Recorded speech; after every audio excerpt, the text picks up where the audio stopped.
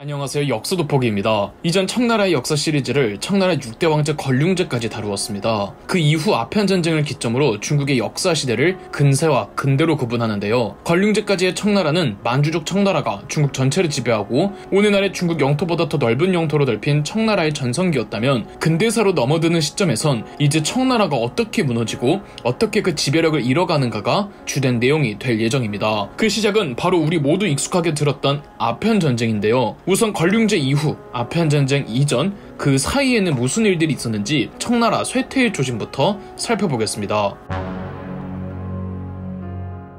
6대 황제 걸륭제는 재위 60년째가 되던 1796년 할아버지 강희제를 워낙 존경한 나머지 강희제의 재위기간 61년을 넘지 않겠다며 황위를 아들에게 물려주고 자진 퇴위를 합니다. 그렇게 1796년 7대 황제 가경제가 등극했는데, 퇴위한 걸륭제는 태상 황후로 1799년 죽을 때까지 실권을 발휘했습니다. 7대 황제 가경제는 아버지 걸륭제가 죽고 나서야 제대로 된 황제로서의 실권을 누렸는데, 걸륭제의 말, 걸륭제의 총애를 안고 오만 방자하게 굴던 권신, 허션이라고 있었습니다. 걸륭제는 자신의 사치를 도와주는 허션을 곁에 두면서 허션의 황실 비자금은 물론 국가 재정까지 자기 멋대로 주무르게 되니 나라의 돈이 곧 허션의 돈이었습니다. 청나라 내부에서 무슨 일이든 하려면 반드시 허션에게 뇌물을 갖다 바쳐야 했죠. 1799년 걸륭제가 죽으며 이제 허션이 끈이 떨어지자 가경제는 허션에게 걸륭제의 황릉 조성 임무를 맡기더니 바로 군사들을 동원해 허션을 체포했습니다. 그리고 허션에게 22가지의 죄를 물어 능지처참형을 선고했으나 가경제의 여동생인 가경제를 설득해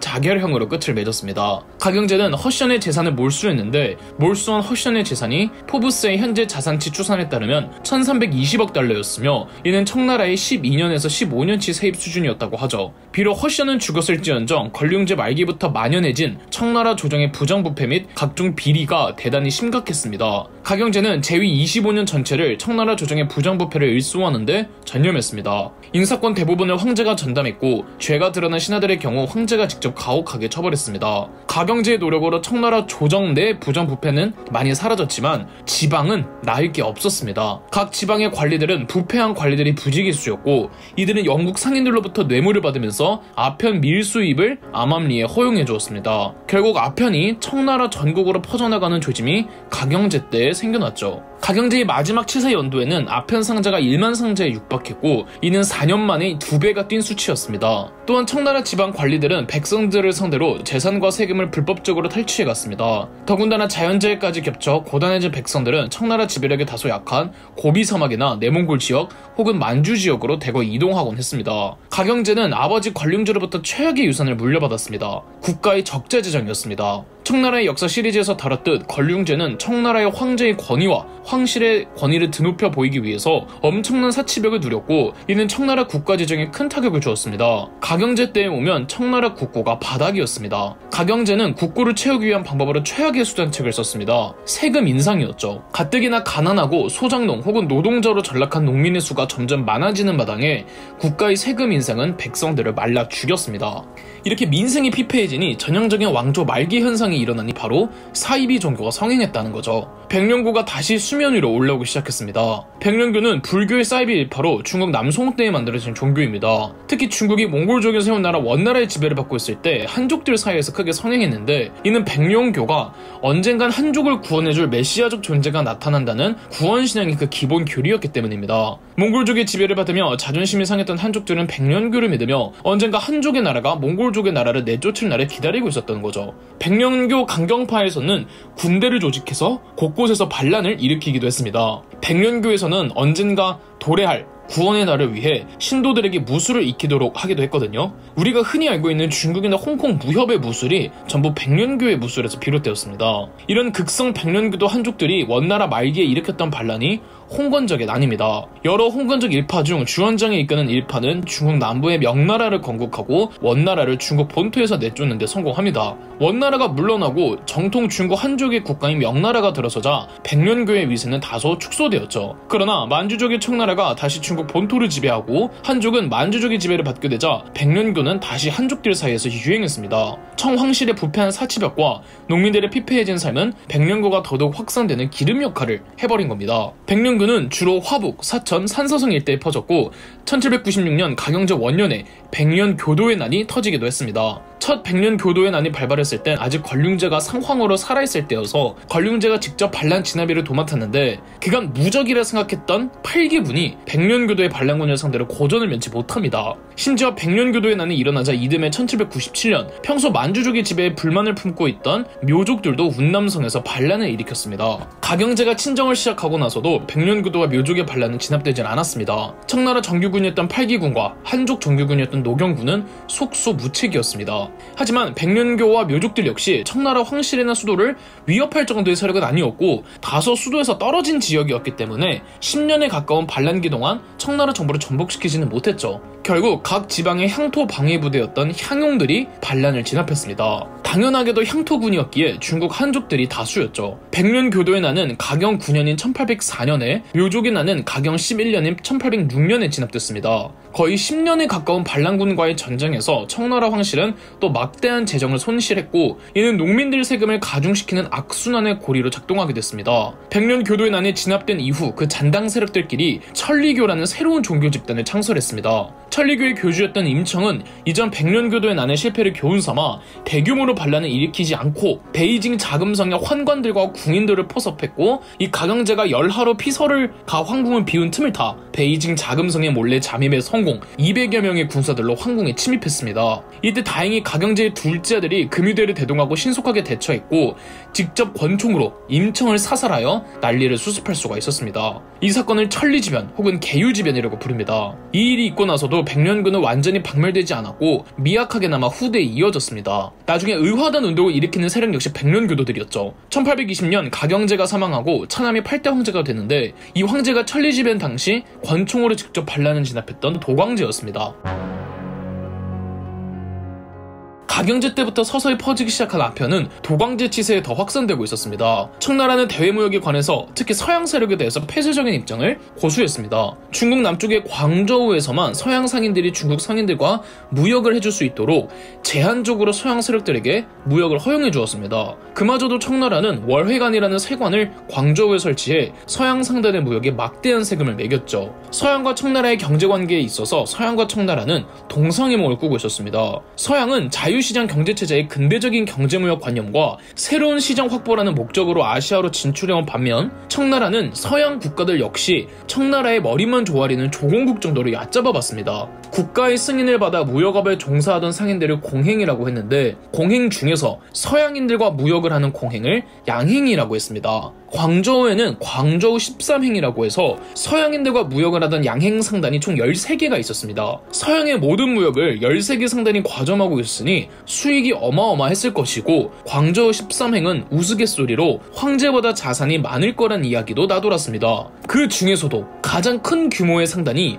오병감의 이화행이었습니다. 오병감은 월스트리트전을 선정 1000년 동안 세계에서 가장 부유했던 50인에 들어가 있으며 중국의 인민일보 선정 중국 역사상 최대 부호 탑 10 중 4위에 해당하는 인물입니다. 당시 광저우에서 광저우 13행과 교역하던 국가와 회사는 이 영국의 동인도 회사였는데 동인도 회사는 광저우 한 곳에서만 무역을 하는 것도 청나라의 무지막지한 물자 규모를 알고 있는데 겨우 13행의 상단과만 하는 무역에도 불만이 많았습니다. 동인도 회사는 청나라 측에 몇 번이고 시장 개방을 요구했지만 청나라 황제들은 전부 모르쇠했죠. 가장 중요하고 가장 예민했던 품목이 차였는데 유럽인들 특히 영국인들은 동양의 차에 열광했습니다. 오병감의 이화행을 포함해 광저우 13행은 차의 인기를 알고 있으니 점차 차 가격을 높여갔습니다. 시간이 갈수록 동인도 회사가 적자가 났고 영국에서 유출되어 중국으로 유입되는 은의 양이 엄청났습니다. 영국 정부와 동인도 회사는 무언가 해결책이 필요로 했습니다. 이 동인도 회사가 내놓은 해결책은 차를 산 대가로 지불한 은을 새로운 물건을 팔아다가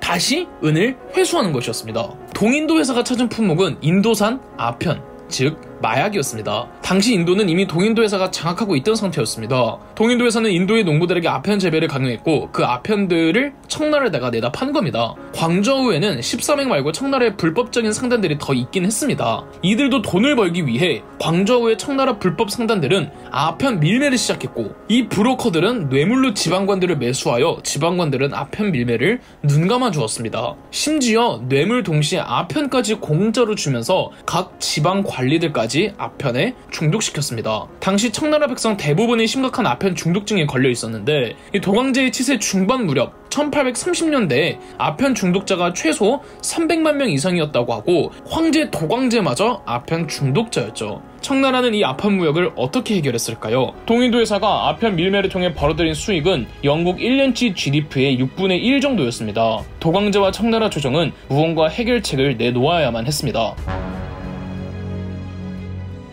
청나라 조정의 신하들은 두 가지 해결안을 두고 나뉘었는데요. 먼저 헌해제 중심의 이금론자들이 있었습니다. 이금론이란 아편을 못하게 막는다고 막아지지 않으니 아편을 궁대 내에서만 금지시키고 나머지 아편에 대해서는 국가가 통제하는 선에서 합법화하자는 의견이었습니다. 그리고 차라리 국내 아편 재배 역시 합법화해서 영국으로부터 밀매로 아편을 사들이지 않고 국내 생산으로 그 수요를 만족시키지 않은 것이었죠. 국내 아편 재배가 활성화되기 전까지만 영국의 동인도 회사가 판매하는 아편에 대해서 높은 관세를 부과하자는 의견이 이금론이었습니다. 이금론의 초점은 오로지 국가의 재정에만 맞추어져 있죠. 국민의 복지나 후생이라는 점은 등한시한 채 청나라의 은이 유출되는 사태를 막자는 게 이금론의 이론입니다. 초기 이금론이 우세했지만 황작자라는 대신에 도광제에게 상소문을 올려 이금론을 비판하고 엄금론을 주장했습니다. 엄금론이란 아편 유통에 대해 매우 강경하게 조치를 취해야 한다는 주장이었습니다. 황작자는 상소문에서 이유를 불문하고 어떠한 경우에서라도 아편을 불법화하며 아편을 피거나 판매하거나 제조하는 이들은 지휘고하, 남녀노소를 막론하고 무조건 사형에 처해야 한다고 주장했죠. 도광제는 황작자의 엄금론을 지지했습니다. 어떠한 경우에서라도 아편은 용납될 수가 없었습니다. 개인적으로도 아편에 중독되어 있던 도광제는 큰맘 먹고 아편을 끊고는 황작자의 엄금론을 공표했습니다. 도광제는 호광총독이었던 임칙서를 흠차 대신으로 임명한 후 광저우로 파견했습니다. 임칙서는 황작자와 같은 선남시사라는 청조 말기 중국의 시문학계를 주름잡고 있던 동아리의 멤버로서 복건성 출신이었습니다. 복건성 역시 다소 중국의 남부지방이다 보니까 아편의 피해가 극심했던 지역 중 한 곳이었고 임칙서는 자기 친동생이 아편에 중독되어 사망하는 이 개인적인 가정사도 가지고 있었습니다. 임칙서는 만주족이 아니라 한족이었음에도 과거에 급제였을 뿐 아니라 각종 법학 및 서구의 문물에 박학다식해서 여러 곳에서 인정을 받았죠. 1839년 광저우에 도착한 임칙서는 광저우 전역에 아편에 대한 엄격한 금지를 선언했으며 그 어떠한 경우라도 아편을 피거나 판매하거나 소지하는 경우에도 모조리 사형에 처하기로 하죠. 임칙서는 시중에 돌고 있던 모든 아편을 몰수했고 광저우 13행 상단도 임칙서를 도왔죠. 사태가 더 커지길 원치 않았던 영국 동인도회사 상인들은 아편 상자 1000상자를 임칙서에게 내놓았습니다. 하지만 광저우에 풀어져 있던 아편 상자는 2만 상자였으니 영국인들이 밑장 빼기를 한 거죠. 임칙서는 빙다리 핫바지가 아니었습니다. 흠차 대신으로 광저우에 오기 전 임칙서는 철저한 조사로 광저우에 2만 상자 정도의 아편이 있다는 걸 이미 알고 있었습니다. 임칙서는 군대를 동원해서 영국인 상인들이 묵는 상관을 포위한 채 식량과 식수를 모두 차단해버렸습니다. 임칙서의 강경한 태도에 영국인 상인들은 두 손 두 발을 들고 모든 아편을 임칙서에게 반납했습니다. 임칙서는 도랑을 파서 호수로 만든 다음 아편을 전부 수몰시킨 뒤 석회와 섞어 중화시킨 다음 바다로 흘려보냈습니다. 2만 상자에 해당하는 아편을 없애는데 무려 23일이 걸렸다죠. 그리고 임칙서는 영국의 빅토리아 여왕에게 영국인의 아편 무역에 대해 창피해야 한다는 식의 서한을 보내기도 했습니다. 물론 전해지지는 않습니다. 도광제와 임칙서의 쾌도난마로 청나라의 아편 폐해는 점점 일소되어가는 성과를 보였습니다. 한편 영국 정부에서 파견했던 무역 감독관 찰스 엘리엇은 청나라 당국에 강한 불만을 품고 있었습니다. 그나마 아편 무역이 영국과 동인도회사 적자를 메꾸어 주었는데 이제는 못하게 됐잖아요. 찰스 엘리엇은 광저우에 있는 전 영국 상인들을 데리고 마카오로 떠나버렸습니다. 당시 마카오는 비록 청나라 땅이지만 포르투갈의 총독이 다스리던 땅이라 서양인들이 굉장히 많았습니다. 그러던 중 1839년 7월 홍콩에서 살인사건이 하나 터졌습니다. 영국인 군인 한 명이 술에 취해 청나라 백성 한 명을 구타해 죽인 겁니다. 아직까지 치외법권이 없던 때라 임칙서는 살인자인 영국인을 청나라 법대로 처리하겠다면서 가해자를 체포하려고 했지만 찰스 엘리엇은 도려 가해자를 마카오로 불러들여 그를 보호해 주었습니다. 임칙서는 찰스 엘리엇에게 가해자를 넘기라고 요구했지만 찰스 엘리엇은 국제법을 논하며 영국인은 영국 법대로 처리하겠다고 했습니다. 하지만 임칙서는 법률 전문가이기도 했습니다. 찰스 엘리엇이 국제법을 들이밀자 임칙서는 번역관 한 명을 데리고 국제법을 정독한 뒤 어떤 내용도 찰스 엘리엇의 주장과 맞아떨어지지 않자 임칙서는 국제법을 논하며 가해자 송환을 요구하며 찰스 엘리엇에게 역관광을 먹였습니다. 찰스 엘리엇은 그래도 모르쇠로 읽어냈고 분노한 임칙서는 마카오 내 모든 영국인들에 대해 추방 명령을 내렸습니다. 찰스 엘리엇을 비롯한 영국인들은 결국 전원 마카오에서 추방되어 홍콩으로 갔습니다. 찰스 엘리엇은 반드시 청나라 정부에게 보복하겠다며 영국 본국에 군함과 병력 징파를 요청했습니다. 홍콩에 있던 영국의 일부 상인들은 야, 이대로 가다가는 아예 청나라와 무역 자체를 못한다며 차라리 임칙서와 함께하겠다고 광저우를 향하기로 합니다. 상인들이 탄 영국의 상선 로열 섹슨호는 광저우를 출항했는데 분노한 찰스 엘리엇은 로열 섹슨호를 포격해버렸습니다. 찰스 엘리엇의 만행에 도저히 참을 수 없었고 임칙서는 광서와 광동 두 곳을 관할하는 양광총독 관천배에게 찰스 엘리엇 체포 명령을 내렸습니다. 홍콩으로 간 관천배의 함선은 29척, 홍콩에는 찰스 엘리엇 경호용 함선 2척 정도가 전부였죠. 그런데 청나라 29척이 영국 2척과 싸워서 26척이 박살이 나버렸습니다. 이 수준 차이가 너무 났는데 영국 함선 2척은 근대 증기선이었던 반면 청나라 29척은 목선이었어요. 대포도 영국 함선 대포는 근대 무기의 대포였는데 청나라 대포는 임진왜란 때 동아시아에서 쓰던 대포였습니다. 이 청나라에게 엄청난 굴욕을 안겨다 주었던 이 해전이 천비해전이고 아펜 전쟁의 전초전이었죠. 한편 찰스 엘리엇이 본국에 지원 요청을 하니 영국 의회에선 군대를 파병해야 하느냐를 두고 의견이 갈렸습니다. 찬성하는 쪽의 의원이었던 아서 웨슬리는 이렇게 말했는데요. 패배, 굴욕이라고 모르는 나라의 국민들이여, 자국민을 위협하는 자에게는 귀를 의심할 정도의 배상금을 받아온 국가의 국민들이여, 50년 공직 생활에서 영국 국기가 광동에서 당한 것과 같은 모욕을 본 일이 없습니다. 반면 파병을 반대했던 의원 윌리엄 글래드스턴은 이렇게 말했습니다. 중국에게는 아편을 금지시킬 정당한 권리가 있습니다. 그들은 아편의 무서움을 알고 있으니까요. 하지만 우리 영국의 외무장관은 청나라의 정당한 권리마저 짓밟으며 이 부정한 무역을 정당화하고 있습니다. 세상에 이렇게 부정하고 치욕스러운 일이 될 수밖에 없는 전쟁은 들어본 적도 없습니다. 자기들도 부끄러운 줄은 알고 있다는 거예요. 의원들의 투표 결과는 271대 262, 찬성 쪽이 조금 더 많았습니다. 이 전쟁이 공식화되자 글래드스턴은 이게 고작 영국 양심의 무게냐라고 소리를 지르며 의회를 나갔다고 합니다. 1840년 6월 영국의 함대가 청나라에 도착했습니다. 지휘관은 영국 해군 소장 조지 엘리엇이었고 함선 47척에 병력 4,000명의 부대였습니다. 영국 함대가 가장 먼저 공격한 곳은 홍콩이었습니다. 홍콩을 차지한 영국 함대는 광저우를 향했습니다. 그러나 광저우엔 임칙서가 만반의 준비를 하고 있었죠. 영국군은 광저우를 함락하지 못했습니다. 광저우에서 막힌 영국군은 1840년 11월 바다를 타고 올라가 우리나라로 치면 인천 같은 곳인 천진에 육박하고는 베이징에 있는 도광제를 무력으로 위협했습니다. 영국군이 수도 턱 밑까지 올라오자 도광제는 임칙서가 대체 어떤 식으로 일처리를 했길래 전쟁으로 번지냐며 크게 분노했고 임칙서를 흠차 대신해서 박탈시킨 후 영국군을 달래고자 했습니다. 임칙서 해임으로 도광제는 영국과 협상을 체결하려고 했지만 영국 측의 무리한 요구에 협상이 결렬됐습니다. 영국군은 다시 연안을 따라 중국 남부로 내려와 1841년 1월 광저우를 함락시켰습니다.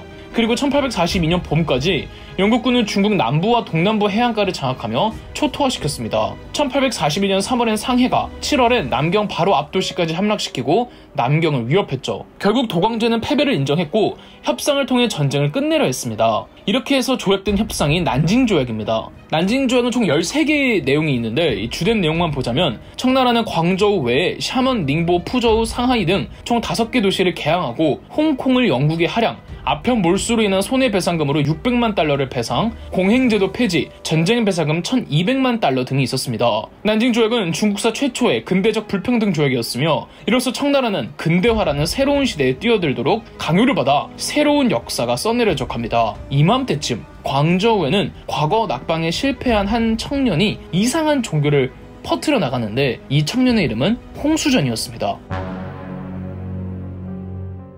홍수전의 아버지는 평범한 농부였으나 홍수전은 어릴 적부터 학구열과 출세욕에 남달랐던 모양입니다. 주변에서 총명하다는 이야기를 들은 홍수전은 13살의 나이에 과거를 보기까지 했습니다. 하지만 낙방하였고 22살 때 다시 한번 과거에 도전했으나 또 낙방했죠. 나중에 한 번 더 도전하지만 3번째도 낙방합니다. 홍수전이 과거를 치르기 전에 우연히 포교 중이던 서양인 선교사들을 만난 적이 있었습니다. 과거 낙방 후 낙담해하던 홍수전이 하루는 꿈을 꾸었는데 꿈에서 서양인의 모습을 한 사내 둘이 나타나 그들과 홍수전이 악마를 대치했습니다. 꿈에서 깨는 홍수전은 꿈의 내용이 일전에 자신이 서양인 선교사로부터 받은 교육 자료의 내용과 동일하다는 걸 알았습니다. 그때 홍수전은 깨달았던 겁니다. 아, 나는 야훼의 둘째 아들이자 예수의 동생이다. 아버지는 중국의 백성을 구원하라고 나를 인간 세계에 보내셨다. 인생의 좌절감을 크리스트교로 극복한 홍수전은 그 후로 마을 내에서 유교, 불교, 도교를 비판하며 다소 부담스러울 정도로 크리스트교를 포교했습니다. 홍수전은 중국의 백성들이 고생하는 이유는 유불도의 쓸데없는 우상 숭배 사상 때문이라며 유불조의 사원을 돌아다니며 불상과 동상 등을 혼자서 파괴하고 다녔습니다. 원래 마을에서 훈장을 하던 홍수전은 결국 마을 사람들에게 쫓겨났습니다. 쫓겨난 홍수전은 광서성 금전촌이란 마을로 향했습니다. 홍수전은 금전촌에서도 크리스트교 포교 활동을 하다가 풍운산이라는 또 다른 크리스트교 중국인을 만났습니다. 풍운산은 홍수전의 사상에 적극 찬동하면서 포교 활동에 동행했죠. 홍수전과 풍운산은 사람들이 받아들이기에 부담스럽고 거북한 내용들은 최대한 배제한 채 크리스트교의 내세 신앙과 기도 문화를 중심으로 전파했습니다. 두 사람을 따르는 사람들은 점점 많아졌고 홍수전과 풍운산은 포교 활동의 범위를 광동성까지 확대했습니다. 1845년 홍수전의 무리는 배상제회라는 종교단체를 결성하죠. 처음 배상제회를 조직했을 시기 신도수가 약 2에서 3천 명이었습니다. 배상제회는 광서 광둥 지방에 더 많은 신도들을 받아들이면서 조직의 성장은 그칠 줄 몰랐고 1850년이 이르면 신도수가 3만 명에 육박했습니다. 5년 만에 신도수가 10배 이상 뛴 셈이죠. 청나라 당국에서 풍운산을 체포하여 조사한 일이 있었는데 홍수전은 크리스트교를 사이비 취급하고 범죄자 취급하는 청나라의 만주족이 미개하다고 설파했고 단순히 종교적인 집단이었던 배상제회는 점점 정치적이고 혁명적인 색채를 띠기 시작했습니다. 청나라를 멸망시켜야겠다고 다짐했던 홍수전은 정치, 사회적인 제도, 문화 등에 관심을 가졌고 1851년 홍수전은 배상제회의 탄생지였던 광서성 금전촌에서 태평천국이란 배상제회만의 국가를 수립하고 스스로를 천황이라고 자칭했습니다. 그런데 홍수전이 뭐 얼마나 대단하길래 그렇게 단기간에 그토록 많은 신도들을 모았을까요? 홍수전 개인의 능력이라기보다는 여러 가지 맥락과 배경들이 있었습니다. 우선 사회적인 요인으로 농민들의 불만이 매우 많았습니다. 아편전쟁의 패전, 청조 황실의 무능함과 부정부패에 농민들이 청조 황실과 조정에 대단히 큰 실망감을 안고 있었고 또 18세기부터 19세기까지 농업 생산 방식이 발달하면서 엄청난 양의 농산물이 쏟아졌고 상품 화폐 경제가 미약하게나마 발전하면서 농민층이 분홍과 빈농으로 분화되었습니다. 분홍이 되는 경우는 굉장히 드물었고 대부분의 농민들은 시대의 흐름을 타지 못하고 오히려 소작농으로 전락하는 경우가 훨씬 많았습니다. 소작농으로 전락한 농민들은 도시로와 노동자로 일하면서 임노동자라는 또 하나의 새로운 하층민이 형성했습니다. 설상가상으로 관리들은 부패해버리니 세금제도나 토지제도는 문란해지면서 농민들이나 노동자들 삶은 지나칠 정도로 피폐해져 왔습니다. 태평천국에 참가했던 계층이 전부 소외되고 억압된 하층민들이었죠. 또 광저우라는 공간의 특수성도 있는데 난징조약 이후 광저우에는 서양 문물과 세력들이 대거 유입해 들어왔고 또 아편이 합법화되면서 광저우를 포함한 광서 광둥성 일대가 매우 혼란스러웠습니다. 마지막으로 홍수전의 출신도 크게 한몫을 했는데요. 홍수전을 포함해서 태평천국 지도부는 상당수가 학하, 즉 객가인이었습니다. 객가란 한족은 한족인데 이단아와 같은 한족을 일컫는 용어입니다. 언어도 중국어 방언을 쓰는 이들은 주로 중국 남부나 동남아 북부에 집단 거주하고 있었죠. 원래 중국의 최남부 지역은 소수민족 비율도 크잖아요. 토착화되고 현지화된 한족인데 그렇다고 현지 민족들에게는 한족이라고 거부되고 또 정통 한족들은 그들이 현지화되었다고 해서 같은 한족으로 여기지도 않았습니다. 객가들은 본인들이 한족임에도 불구하고 오랜 시간 다른 한족들에게 차별을 받으며 살아왔죠. 이렇게 불만 많은 계층이 대거 태평천국에 참여한 겁니다. 곧 등장할 이홍장이나 진국방 같은 한족들은 홍수전 등 태평천국 지도부들을 정통 한족이라고 보지 않았기 때문에 만주족 편에 서서 아무런 망설임 없이 태평천국 운동을 진압하는 데 앞장섰던 거고요. 이 태평천국 운동을 주도하던 건 홍수전이었지만 실질적인 본질은 홍수전이 아니라 무능하고 게으르고 책임감 없는 청나라 정부의 지배를 못 버텼던 농민들이고 노동자들이고 객가인들이었습니다. 태평천국 운동은 의지할 때라곤 종교밖에 없던 힘없는 백성들이 벼랑 끝에서 소리쳤던 마지막 발악이었던 거죠. 홍수전은 활동 초창기부터 그와 함께 해온 5명의 주요 간부들과 의형제를 맺으며 이 5명을 노형제라고 불렀습니다. 1851년 태평천국 건국 후 홍수전 스스로는 천황에 오르고 노형제들을 각각의 왕으로 임명했습니다. 홍수전과 노형제 그리고 태평천국의 신도들은 멸만흥한, 즉 만주족을 멸하고 한족을 부흥시키겠다는 슬로건을 내걸면서 청조 타도를 부르짖었습니다. 태평천국 지도부는 청조를 타도하기 위한 전쟁으로 중국 최남단이었던 광저우 지방이 그 근거지로서 적합하지 않다고 판단했습니다. 태평천국군은 조금 더 북상하기로 했고 중국 남부지방의 최대 요충지였던 남견을 장악하기 위한 여정을 떠났죠. 광서성에서 남견까지 태평천국군은 청나라 군대와 전투를 벌이며 이동합니다. 태평천국군이 상대했던 청나라 부대가 8기군이었는데 그나마 8기 몽골군을 제외하면 한때 청나라의 자부심이었던 8기군이 제대로 싸워보지도 않고 도망가거나 붙어도 지기만 했습니다. 1853년 태평천국은 남경에 도착합니다. 하지만 남경으로 오는 과정에서 노형제 5명 중 서왕 소조기와 남왕 풍원사는 전사하고 말았죠. 1853년 남경을 장악한 태평천국은 남경을 국가의 수도로 삼았고 지명을 남경에서 천경으로 바꿨습니다. 새로운 시작을 알린 태평천국은 대외적으로는 청나라와의 전쟁에 나섰고 대내적으로는 개혁을 단행했습니다. 태평천국은 누구나 다 평등한 세상을 만들자는 기지하에 근대적이고 진취적인 개혁을 단행했습니다. 정책의 구체적인 내용들을 살펴보면 먼저 양성평등이 주장되었고 신분제를 폐지했습니다. 홍수전은 여군들로만 구성된 여영이라는 군부대를 조직했고 여성에게도 과거의 응시 자격을 부여했죠. 또한 사유재산제를 금지했으며 아평과 술 역시 전면 금지했습니다. 각종 악습들을 타파하려는 계획들도 있었습니다. 대표적인 사례가 전족의 폐지입니다. 한족 남자들은 여자들에게 전족을 강요했는데 전족이란 여성이 아름다워야 한다는 이유로 어릴 때 발의 모양을 교정하는 신발을 신게 해서 인위적으로 발의 모양을 바꿔버리는 관습이었습니다. 태평천국 정부는 이러한 비인륜적이고 여성차별적인 문화를 악습으로 간주해서 폐지해버렸습니다. 마지막은 천조전무제도입니다. 천조전무제도는 토지를 모든 농민들에게 분배하는 균전제의 일종이었습니다. 소작농을 없애고 모든 농민들을 중산층화하려는 시도였죠. 토지를 구등분해서 연령이나 구성원 수에 따라 균등하게 나누고 일정 이상의 농산물은 국고에 충당시켜 사회 약자층을 구제하고자 했습니다. 사유재산제가 금지되어 있는 태평천국에서는 모두에게 땅을 균등하게 배분하지만 그 재산은 개인의 것이 아니라 국가의 것임을 명백히 했으며 공동체적 질서를 강조했습니다. 여기까지만 보면 이상적이기 그지없죠. 하지만 태평천국의 제도적 개혁 안에는 한계가 다분했습니다. 하느님 아래 모든 사람이 평등하지 하느님 아래 없으면 평등하지 않다는 게 홍수전의 생각이었는데요. 크리스트교를 믿지 않으면 사람 취급을 하지 않았고 만주족의 경우 크리스트교를 믿어도 사람으로 취급하지 않았습니다. 여기서 끝이 아닙니다. 남녀 평등을 주장했던 지배층들은 후군과 첩들을 들이며 문란한 생활에 빠졌고 사유재산을 부정하겠다는 지배층은 막대한 사유재산을 보유하며 사치 생활을 일삼았습니다. 무엇보다 모든 농민들이 학수고대했던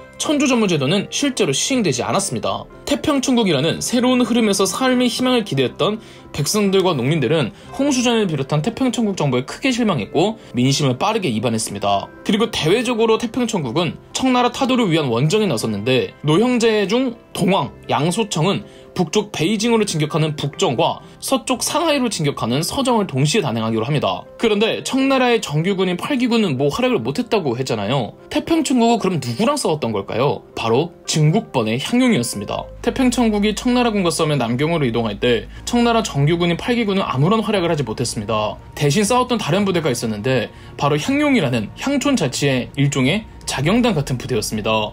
태평천국군은 남경으로 오는 싸움에선 8기군보다는 호남성의 향용과 더 많은 전투를 벌였는데 당시 호남성 향용을 호남성을 상징하는 글자 상자를 따와 상군이라고 불렀고 상군을 지휘하던 사령관은 호남성에서 입지가 두터웠던 한족 신사 증국번이었습니다. 본디 증국번은 과거에 합격한 후 조정에 일하면서 특유의 뛰어난 학식을 인정받고 있었는데 모친상을 당하고 증국번은 잠시 휴직을 하고 고향에 내려와 머무르고 있었습니다. 이때 태평천국 운동이 발발했던 거죠. 증국번의 고향이었던 호남성은 태평천국 운동이 최초로 일어났던 광저우 광시 지역과 지리적으로 가까웠고 청나라 황제 환풍제는 증국번에게 편지를 보내 향용을 조직해 맞서 싸워달라고 부탁했던 거였습니다. 증국번이 지휘하는 상군은 태평천국의 남경으로 들어오고서도 계속 태평천국과 싸웠습니다. 남경의 자리를 잡은 태평천국은 대내적으로는 각종 개혁들을 실행하는 듯 했으나 실질적으로는 실행하지 않아 민심을 잃었고 대외적으로는 청나라를 타도하겠다는 원정에 나섰는데 노형제 중 동왕 양소청은 베이징으로 진격하는 북정군과 상하이로 진격하는 서정군으로 나누어 원정을 지휘했습니다. 북쪽으로 올라간 태평천국군은 전멸해버렸지만 서정으로 간 태평천국군은 중국번의 상군을 상하이까지 몰아내는 성과를 냈죠. 1856년 태평천국의 수도 남경에서 크나큰 내전이 벌어졌습니다. 태평천국의 주 지도부인 5명의 노형제들 중 죽은 2를 제외한 나머지 3명이 서로 권력 다툼을 하고 있었는데요. 태평천국의 군권을 쥐고 있던 동왕, 양수청은 태평천국의 왕인 홍수전까지 끌어내릴 생각이었습니다. 양수청은 본인이 하느님과 접신을 하는 능력이 있다고 떠들고 다녔는데 양수청이 하느님과 접신을 하더니 홍수전을 깎아내리고 하느님이 자신을 새로운 선지자로 지목했다는 등 어그로를 끌었죠. 홍수전은 북왕 위정휘에게 양수청을 철회하라는 지시를 내려 북왕 위정휘는 동왕 양수청을 살해하고 양수청의 가족들과 휘하 장수들까지 학살했는데 죽은 숫자가 무려 2만 명에 달했다고 하죠. 북왕 위정휘의 광기열인 학살에 이광, 석달계가 위정휘를 말리려고 했지만 북왕 위정휘는 이광, 석달계까지 공격해 석달계의 가족들을 죽였습니다. 석달계만이 겨우 목숨을 부지한 채 도망칠 수 있었죠. 도저히 북왕 위정휘를 가만둘 수 없었던 홍수전은 자객을 보내 위정휘를 암살했습니다. 북왕 위정휘가 죽자 북왕부의 군사들은 몇몇 장교들을 중심으로 위정휘의 갑작스러운 죽음에 대한 해명이 필요하다며 태평천국의 궁궐로 들어가 내전을 일으켰습니다. 사태를 수습해야 했던 홍수전은 위정휘를 살해한 살해범을 처형시키고 위정휘는 죽은 게 아니라 하느님이 불러서 승천했다고 북왕부 군사들을 달래며 겨우 내전을 마무리했습니다. 내전이 어느 정도 수습되자 도망가 있던 이광, 석달계가 돌아왔습니다. 하지만 이광, 석달계에 대한 홍수전의 대우가 예전 같지 않았습니다. 노형제들이 일으킨 끔찍한 변고에 충격을 먹은 홍수전은 더 이상 노형제들을 믿지 않기로 했고 태평천국의 주요 관직과 지방행정에 자신의 홍씨 일가들을 배치했습니다. 자신의 입지가 줄어든 이광, 석달계는 본인이 데리고 있는 이광부 군사와 다른 지역 군사들 중 석달계를 따르는 군사들을 규합해 태평천국을 무단이탈했는데 그 병력이 태평천국 병력에서 상당한 비율을 차지하는 병력이어서 석달계의 이탈은 태평천국의 군사력에 심각한 타격을 주었습니다. 태평천국을 이탈한 석달계는 사천성에서 독자적으로 청나라에 다양한 세력을 키워 청나라와 항전하다가 사천성 8기군과 향용들에게 패배하고 능지처참당합니다. 석달계는 팔다리가 찢어지는 동안 어떠한 표정의 미동도 없었고 작은 신음소리도 내지 않았다죠. 1856년 태평천국 내부에 있던 일련의 끔찍한 학살 사건을 천경지변이라고 합니다. 태평천국에선 남경을 천경이라고 불렀거든요. 홍수전이 새롭게 구성한 낙하산, 홍씨 일가들은 하나같이 무능하기 짝이 없었습니다. 이 사이 중국번은 상군의 전열을 재정비하고 군의 규모를 더욱 강화했습니다. 무엇보다 새로운 인재들을 영입했는데 가장 두드러진 두 사람이 좌종당과 이홍장이었죠. 좌종당은 제야의 군사 전문가였고 중국번과 고향이 같았습니다. 이홍장은 안휘성 출신의 한족 신사로 중국번의 제자였으며 이홍장도 한족에 대한 만주족의 차별을 딛고도 스승 중국번처럼 과거에 합격한 엘리트였죠. 이홍장은 젊은 시절부터 이미 촉망받는 인재였습니다. 태평천국 운동이 발발하자 이홍장도 스승 중국번과 함께 진압전에 참여하기로 합니다. 중국번은 이홍장에게 차라리 이홍장의 고향 안휘성에서 별도의 향용을 조직하라고 제안했는데요. 스승의 제안에 따라 이홍장은 안휘성 내 향용들을 전부 합쳐 안휘성을 상징하는 회자를 따 군대 이름을 회군이라고 불렀죠. 안휘성에서는 이홍장이 이끄는 회군이, 상하이에선 중국번이 좌종당과 함께 이끄는 상군이 양동작전으로 태평천국의 수도 남경을 포위해야 합니다. 이미 민심도 이반하고 군사도 태반에 사라진 태평천국이었지만 태평천국의 마지막 명장이었던 이수성이 끝까지 항전을 했는데 전세가 이미 향령 쪽으로 기울어졌음에도 이홍장과 중국번 모두 이수성을 상대로 고전을 면치 못합니다. 1860년에는 서양인 군인들로 구성된 상승군이 남경 함락전에 투입되어 회군, 상군과 같이 군사작전에 참여하기로 했는데 아니 대체 무슨 배경으로 서양인 군대가 갑자기 투입됐을까요? 남경에서 천경지변이라는 태평천국의 내전이 한창 일어날 때면 청나라 입장에서는 그때를 기회로 이용해 남경을 공격했으면 되는데 왜 청나라는 가만히 있었을까요? 태평천국의 내분이 이어지는 동안 청나라에는 또 하나의 전쟁이 터지고 말았거든요.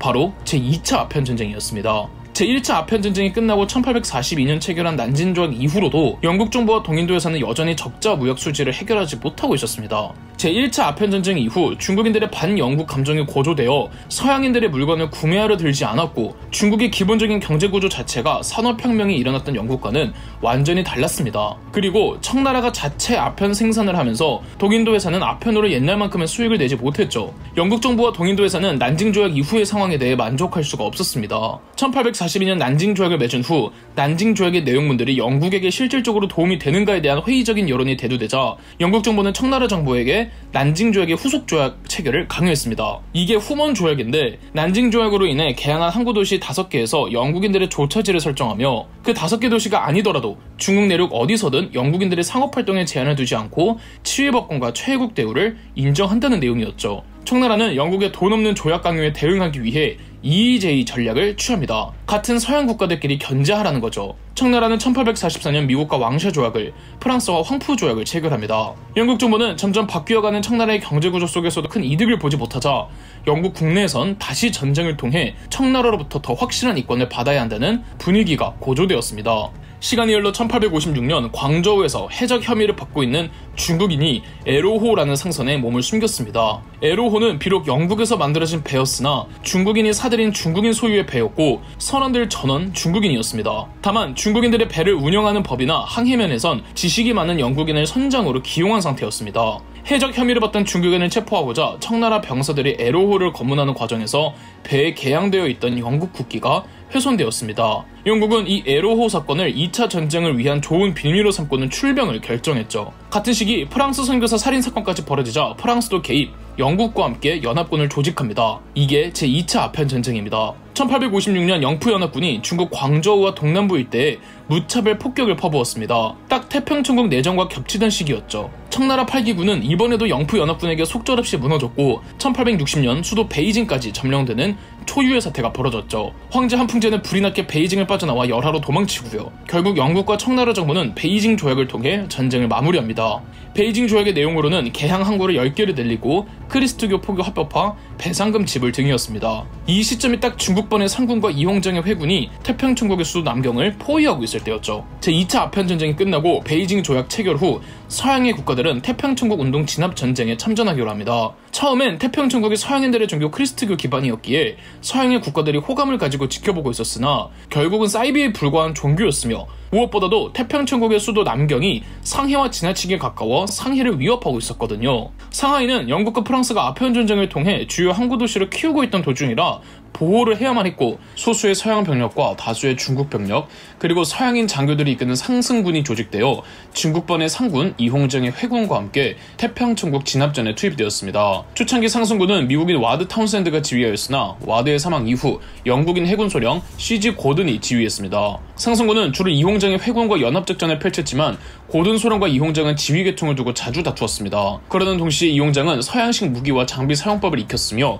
서양식 훈련을 받은 상승국 병력을 추후 해군 소속으로 합치면서 근대적 군사 업무에 눈을 뜨는 계기가 되기도 했죠. 1860년 시작한 남경 공방전은 4년이나 흐른 끝에 1864년 태평천국을 무너뜨렸습니다.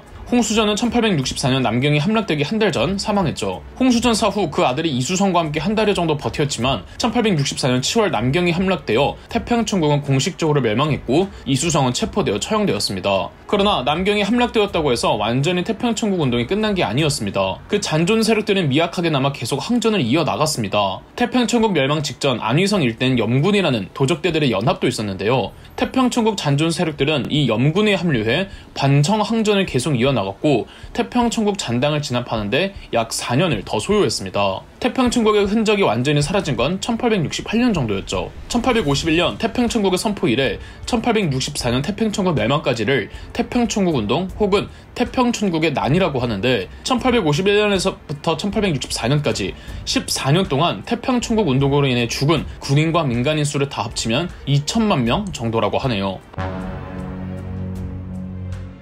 다시 청나라 황실 상황으로 돌아가 보겠습니다. 제2차 아편전쟁이 끝날 무렵이었던 1860년 베이징이 함락되기 직전 청나라의 9대 황제였던 한풍제는 황제 개인 별장에 있었던 열하로 불이 나게 도망갔죠. 수도 베이징의 자금성에는 한풍제의 이복 동생이었던 공친왕 혁흔이 남아있었습니다. 공친왕 혁흔은 베이징에 있으면서 영푸연합군과의 전쟁에서 승리의 가능성을 전혀 보지 못했고 영푸연합군의 강요에 따라 자의반 타의반으로 베이징 조약을 체결해 제2차 아편전쟁을 끝냈죠. 공친왕 혁흔은 자금성에 남기를 결정할 때부터 이미 더 이상의 전쟁은 무리고 조약을 통해 청나라를 변화시킬 필요성을 고민하고 있었습니다. 공친왕 혁흔은 개혁과 개항에 대해 어느 정도 깨어있던 인물이었습니다. 한풍제가 즉위하기 전 아직 황태자였던 시절 이복 동생이었던 혁흔으로 황태자를 교체해야 한다는 여론이 청나라 조정에 강력하게 형성될 정도로 공친왕 혁흔은 유능했고 그의 정치 지지 세력도 두터웠죠. 비록 황제가 된 건 형 한풍제였지만 청나라 조정에는 여전히 공친왕을 지지하는 세력들이 많았습니다. 한풍제가 자금성에서 나와 열하로 이동하면서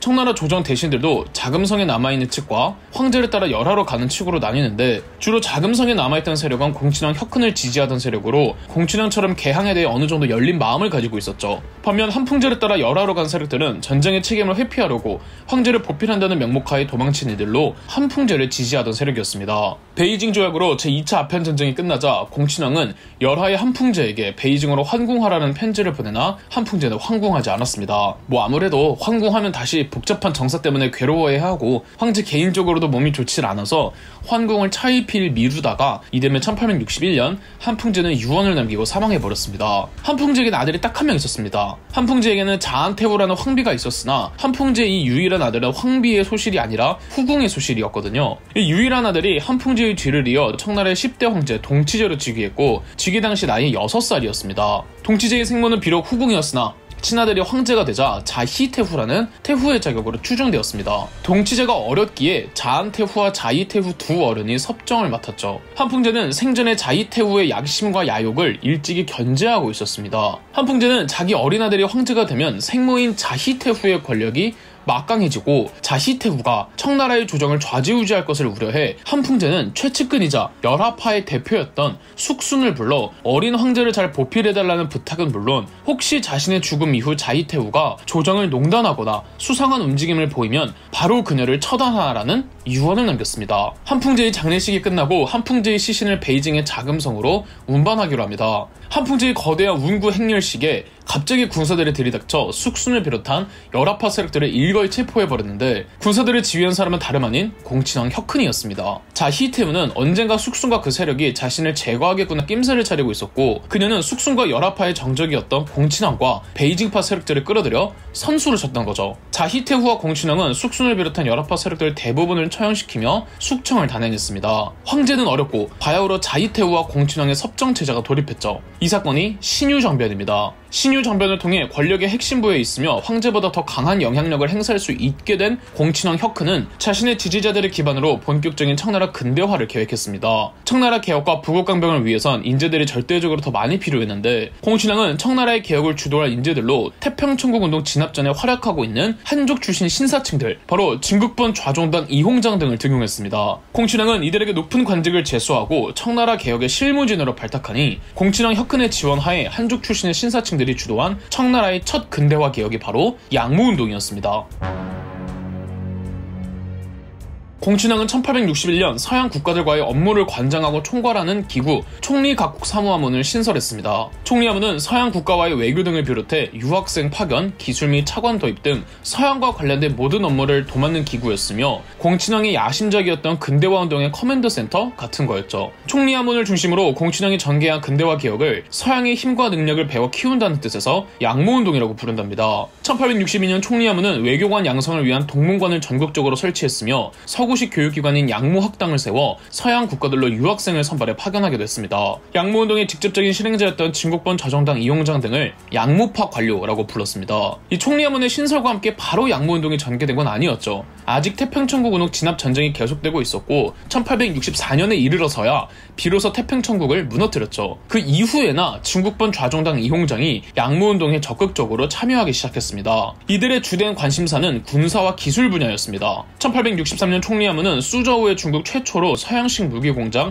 양포국을 만들었던 것을 2년 후 1865년 이홍장이 상하이로 양포국을 옮겨가면서 대폭 확대하여 강남기기 제조 총국으로 개칭했고요. 같은 해 난징에는 금릉기기국을 만들어 역시 서양식 무기들을 제작했죠. 1866년 이번엔 좌종당이 주도하에 푸저우에서 선정국을 세워 윤선이라는 진기선을 만들었고 1867년과 1870년엔 텐진에 각각 천진기기국과 군화기기총국이 문을 열었죠. 강남기기 제조총국, 금릉기기 제조국, 천진기기국, 군화기기 총국 등을 양무운동의 4대 군수공장으로 꼽습니다.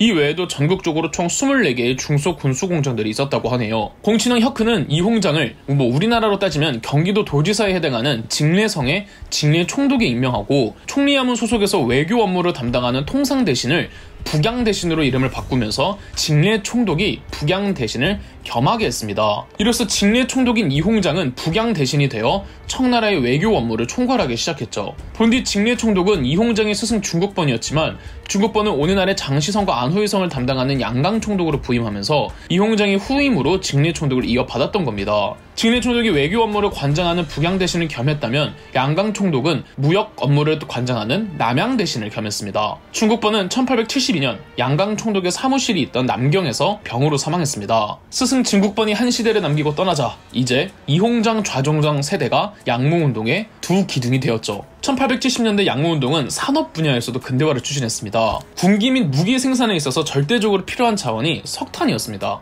양무파 관료들의 강력한 주청으로 청나라 정부는 적극적으로 탄광을 개발해서 1875년 대만에 중국 최초의 근대식 탄광, 기륭 탄광을 발족시켰고, 탄광 개발과 광업 진흥은 자연스레 철도 개발로도 이어졌습니다. 철도 건설 정책 수립에 가장 적극적이었던 이홍장은 막대한 예산을 확보해 철도 노동자 양성학교를 세우고 인력들을 미국으로 유학시키는 등 중국 철도 사업의 기반을 확보하는 데 지대한 공헌을 퍼부었죠. 점점 몸집이 커지는 근대화 정책에 따라 자금 조달의 필요성도 절감한 공친왕 혁흥과 양무파 관료들은 근대적 기업을 육성해보기로 합니다. 정부의 도움으로 민간에서 회사를 창업해 경영을 하면 정부가 감독을 해주는 이른바 관독 상판의 원리하에 근대적 기업들이 등장했죠. 기업 육성 시 정부의 재정만으로는 부족하여 대상인들로부터 투자 모집을 했는데, 이때 상하이 매판 자본가들이 대거 투자를 하면서 정경 유착된 자본가들이 엄청난 갑부로 성장합니다. 1880년대가 되면은 각 방면으로 더욱 박차를 가했습니다. 1881년 국가의 탄광 사업을 관리하는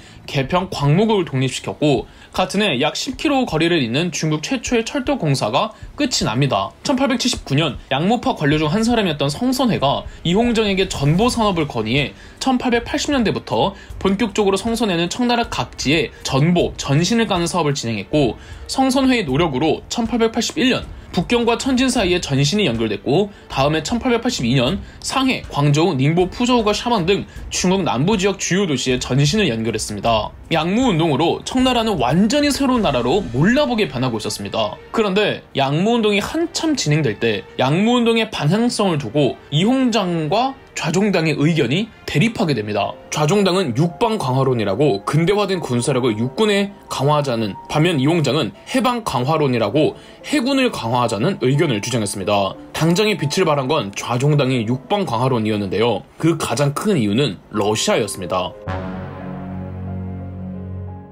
청나라와 러시아의 관계는 이미 근대시대로 접어들기 전부터 진행되고 있었습니다. 청나라의 3대 황제 순치제 때 나선 정벌이 있었고, 4대 황제 강희제 때 네르친스크 조약을 통해 헤이룽장성과 러시아의 국경 분쟁을 마무리 지었고, 5대 황제 옹정제 때 캬흐타 조약을 통해 오늘날 몽골과 러시아 국경 분쟁을 마무리 지었습니다. 오늘날 몽골, 중국, 러시아 국경선과 거의 흡사한데 하나 차이점이 있다면, 우리가 지금 블라디보스토크라고 부르는 러시아 영토의 연해주 지역은 원래 청나라 영토였습니다. 그러나 19세기부터 러시아가 네르친스크 캬흐타 체제를 무시한 채 중앙아시아와 극동아시아에 더 진출하려는 야욕을 보였습니다. 러시아는 제1차 아편전쟁 직후 1844년부터 1847년까지 카자흐스탄 안에 있는 과거 준가르가 거주하던 중앙아시아로 진출했는데, 이곳은 청나라 내 신강 위구르 자치구의 1위와 인접한 곳이었습니다. 러시아는 신강 위구르의 카슈가르까지 진출했죠. 1854년에는 이리강 이남 지역을 침입하고 지금의 카자흐스탄 남단에 위치한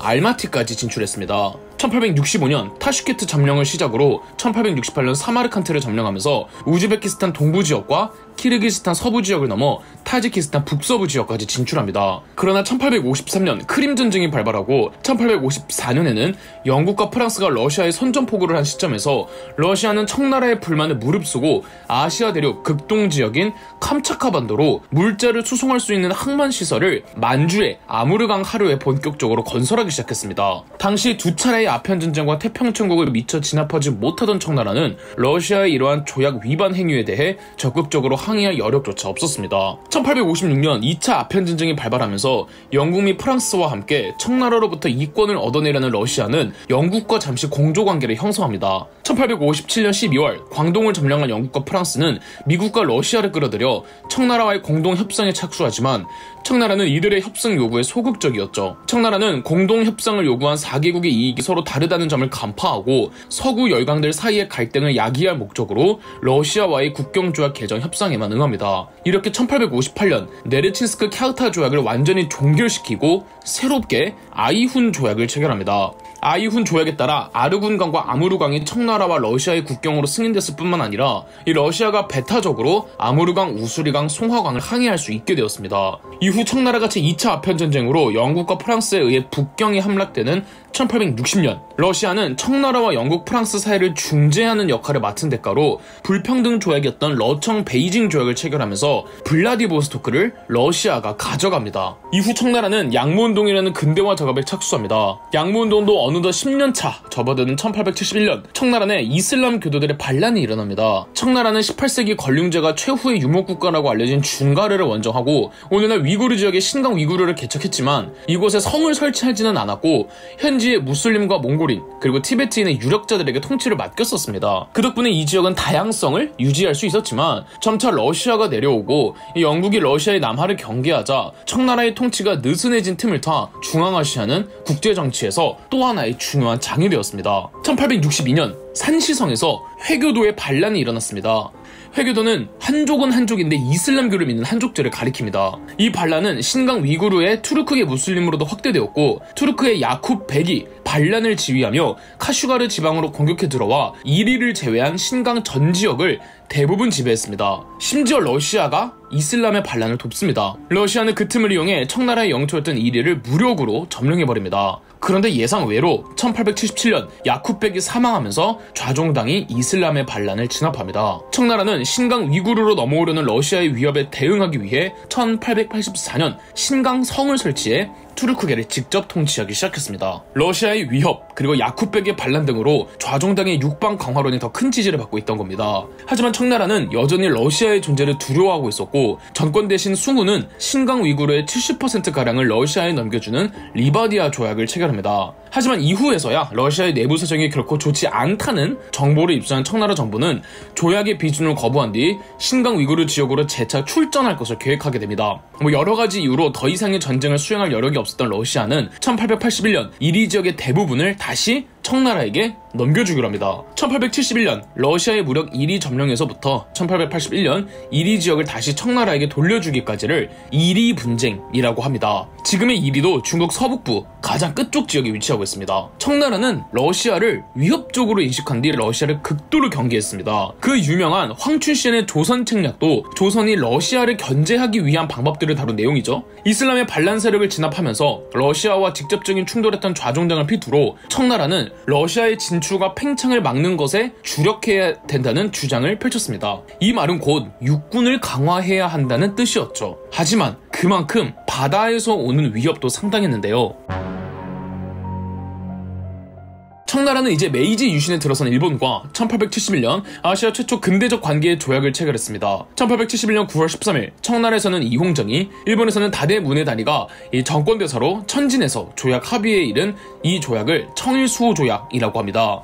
그 내용은 쌍방 모두 최애국 대우는 인정하지 않고 서로 영사재판권을 인정하여 양국민의 분쟁 시에는 양국 관례의 협의 아래 재판을 하며 관세도 상호 협정으로 시행할 것을 규정한 대등한 조약이었습니다. 여기까지는 사이가 좋았지만 그해 바로 청나라와 일본 사이가 틀어집니다. 1871년 말 대만에 표류됐던 류큐인 54명이 대만 원주민들에게 살해되는 사건이 발생했습니다. 이때 대만은 청나라령이었죠. 오늘날의 오키나와에 해당하는 류큐는 본디 청나라와 일본 양국에게 모두 조공하는 국가였습니다. 일본은 이것을 핑계로 청나라에게 자국민 살해에 대한 보상을 요구하자 청나라는 대만이 청나라령이긴 하지만 청나라의 직접 통치를 하는 곳이 아니라며 보상 여부를 거부했습니다. 애시당초 일본이 청나라에게 배상을 요구할 때 청나라가 거절할 걸 예상했습니다. 배상금 요구는 어디까지나 의례적인 행위였고 일본의 목표는 청나라가 배상을 거부하면 이를 빌미로 대만 침공의 명분을 활용할 속셈이었습니다. 1874년 대만 침공 방침이 결정되었고 1874년 5월 3,000명의 일본 원정군이 보복을 명분 삼아 대만을 침공했습니다. 하지만 일본과 청나라 모두 낙관적인 상황은 아니었습니다. 일본은 청나라와 이해관계를 염려한 서구 열강의 비판을 받았고 대만섬의 열대성 질병으로 원정군 중 500여 명이 죽기도 했습니다. 청나라 역시 양무운동이 한창이었고 북방의 러시아나 투르크 반란 진압하느라 일본과 전쟁을 할 여력이 없었습니다. 결국 청나라 주재 영국 공사의 중재로 청나라가 일본에 배상금 50만 냥을 지급하는 것으로 협상했습니다. 일본은 메이지 유신을 단행할 때부터 아시아 주변의 국가들과 근대적 관계의 재수립을 느끼고 있었습니다. 1871년 청나라와 맺은 청일수호 조교도 그랬고요.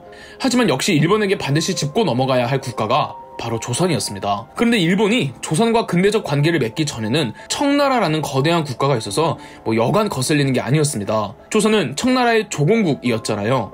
다만 청나라도 이전까지는 내부적으로 워낙 혼란스럽다 보니까 조선에 대해서 그렇게까지 신경을 쓰지 못했습니다. 조선에서 병인양요, 신미양요가 일어났을 때에도 서양 측이 청나라와 조선 사이를 물어봤을 때 이홍장은 비록 조선은 청나라의 조공국이긴 하지만 완전히 별도의 국가이기에 청나라의 지배를 받지 않는다고 확신해 주어서 프랑스나 미국이나 맘 편하게 조선을 침공했던 겁니다. 그렇다고 이홍정이 조선에 대해 아무런 생각이 없던 건 아니었습니다. 이홍정도 중화 사상의 재건을 원했던 만큼 조선을 청나라 주도로 근대화시킬 계획이었습니다. 이맘때쯤 일본에서 조선을 개왕시키겠다는 입장을 밝혀왔고 이홍장은 어차피 조선을 개화시킬 거 일본의 조선 강제 개항에 동의합니다. 이홍장의 입장도 받은 일본은 자신있게 1875년 운효호 사건을 그리고 1876년 강화도 조약을 체결했던 거죠. 그런데 강화도 조약 체결 후 이홍장이 불만을 품습니다. 조약 체결 전까지만 해도 고종한테 체결하라고 했던 이홍장이 왜 불만을 품었을까요? 바로 강화도 조약의 제1항 때문인데요. 강화도 조약의 첫 조약문이 조선은 자주국이다였습니다. 이는 조선이 청나라의 조공국이 아니며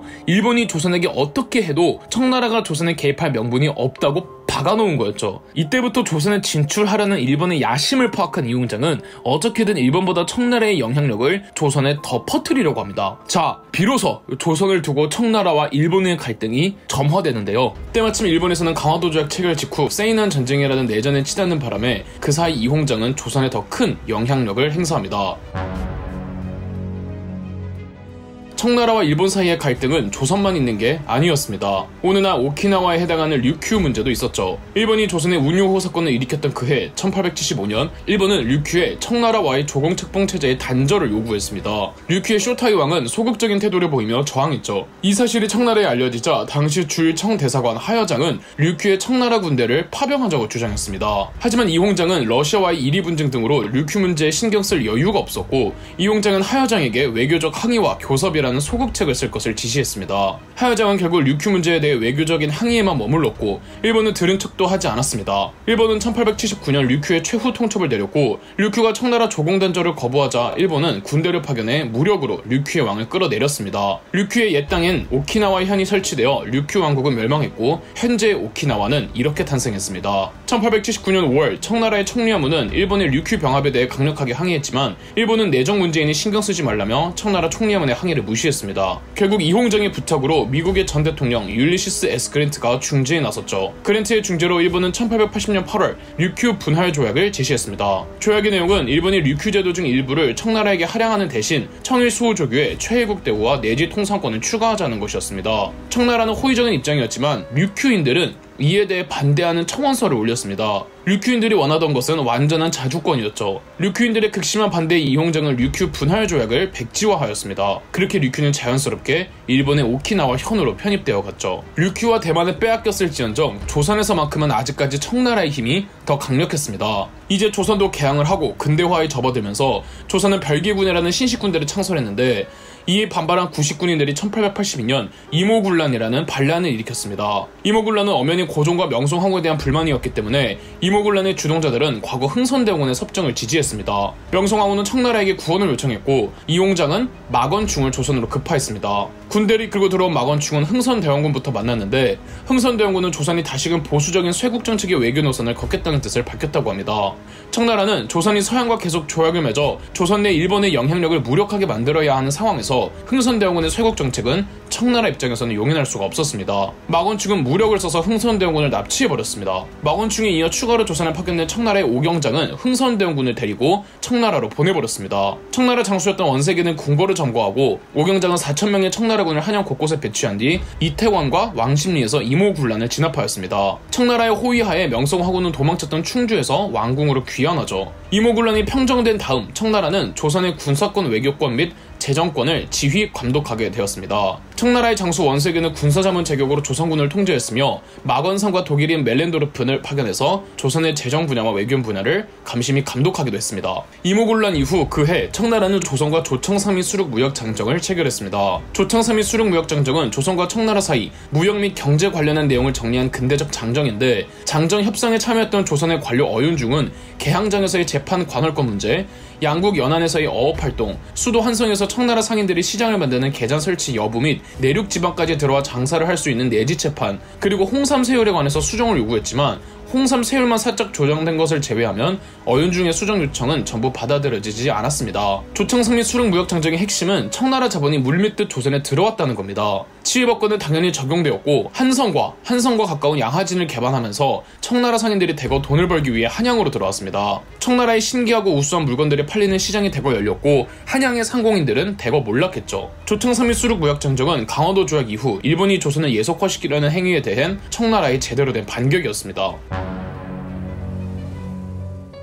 일본의 부상은 확실히 청나라 정부에게 위기로 다가왔습니다. 이홍장은 발빠르게 여러 조약을 주관해 조선의 일본의 영향력을 대폭 축소한 동시에 해방 광화론에 힘을 더 실으면서 총리하무는 해군력 증강에 투자를 활성화하였죠. 그간 양부운동의 노력들이 누적되어 청나라의 해군 조직은 빠른 속도로 모습을 갖추어 나갔고 북양함대, 남양함대, 복건함대 3개의 함대가 조직되었습니다. 이홍장이 이제 갓 양무운동을 시작했을 무렵에는 영국을 통해 군함을 구매하려고 했지만 영국인들은 자기 이익 챙기기 바빴고 청나라 해군 전체를 좌지우지하며 월권 행사를 일삼았기에 이홍장은 청나라가 영국으로 구입한 군함 8척을 전부 환불해버렸던 적이 있었습니다. 이홍장은 청나라 자체 군함 생산을 목표로 1860년 중후반부터 강남 제조국과 복주 선정국을 통해 미약하게나마 근대식 조선업을 시작했는데요. 하지만 청나라에서 자체 제작하는 증기선과 군함은 형편없었습니다. 1870년대가 되어 자체 제작보다는 다시 외국으로부터 군함을 사와야 한다는 의견에 힘이 실리며 공친왕 혁크는 은 400만 냥의 예산을 확보해 철갑선과 각종 근대적 무기들을 구매해 주었습니다. 구매한 무기들과 각종 청나라의 해군 경비는 3개의 함대 중 이홍장의 입김이 가장 강했던 북양함대에 집중되어 있었죠. 이홍장의 주도로 청나라 정부는 1878년 군함 4척, 1881년 순양함 2척을 사들였습니다.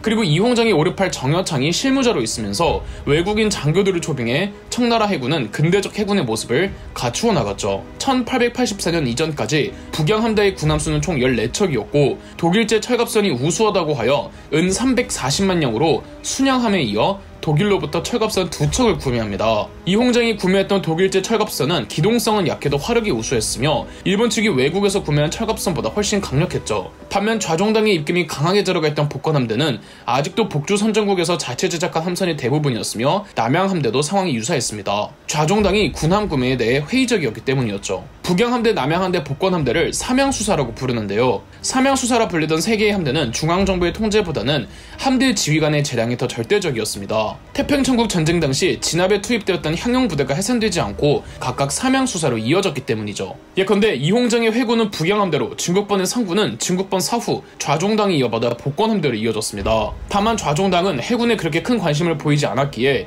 좌종당이 이어받은 상군은 육군에 집중되어 있었습니다. 청나라가 조선만큼이나 조공국으로 지키려 했던 나라가 있었습니다. 바로 베트남이었죠. 베트남을 포함해 라오스와 캄보디아까지 인도차이나 반도에는 프랑스가 진출해 있었습니다. 베트남의 저항도 격렬했습니다. 베트남 왕조의 정규군 외에도 여러 민간 조직에서 베트남인들이 테러, 암살, 게릴라전 등을 전개하며 프랑스 군대와 싸웠는데요. 1882년 프랑스군이 베트남의 주요 경제도시였던 하노이를 점령하자 위기의식이 느낀 베트남은 청나라에 도움을 청했습니다. 청나라는 곧바로 베트남과 청나라 국경지대에 대규모 병력을 주둔시켰습니다. 프랑스는 청나라에게 베트남 분할 통치를 제안했으나 청나라는 이를 거절했죠. 프랑스도 인도차이나 영유권을 두고 청나라와 맞붙을 수밖에 없음을 알고 본국에서 베트남 쪽으로 군대를 계속 지원해 1884년까지 베트남의 프랑스군 16,500명이 주둔하고 있었습니다. 1883년 프랑스의 아르망과 쿠르베가 베트남의 수도였던 후의 근교를 모두 점령하자 베트남 응우엔 왕조는 프랑스의 종속국임을 인정하는 아르망 조약을 체결합니다. 청나라 조정은 베트남이 청나라의 조공국이므로 청나라가 허용한 조약이 아니면 인정할 수 없다며 제1차 후의 조약을 전면 부정했습니다. 이홍장과 공친왕 혁크는 외교적인 방법으로 프랑스의 침입을 제어하려고 했습니다.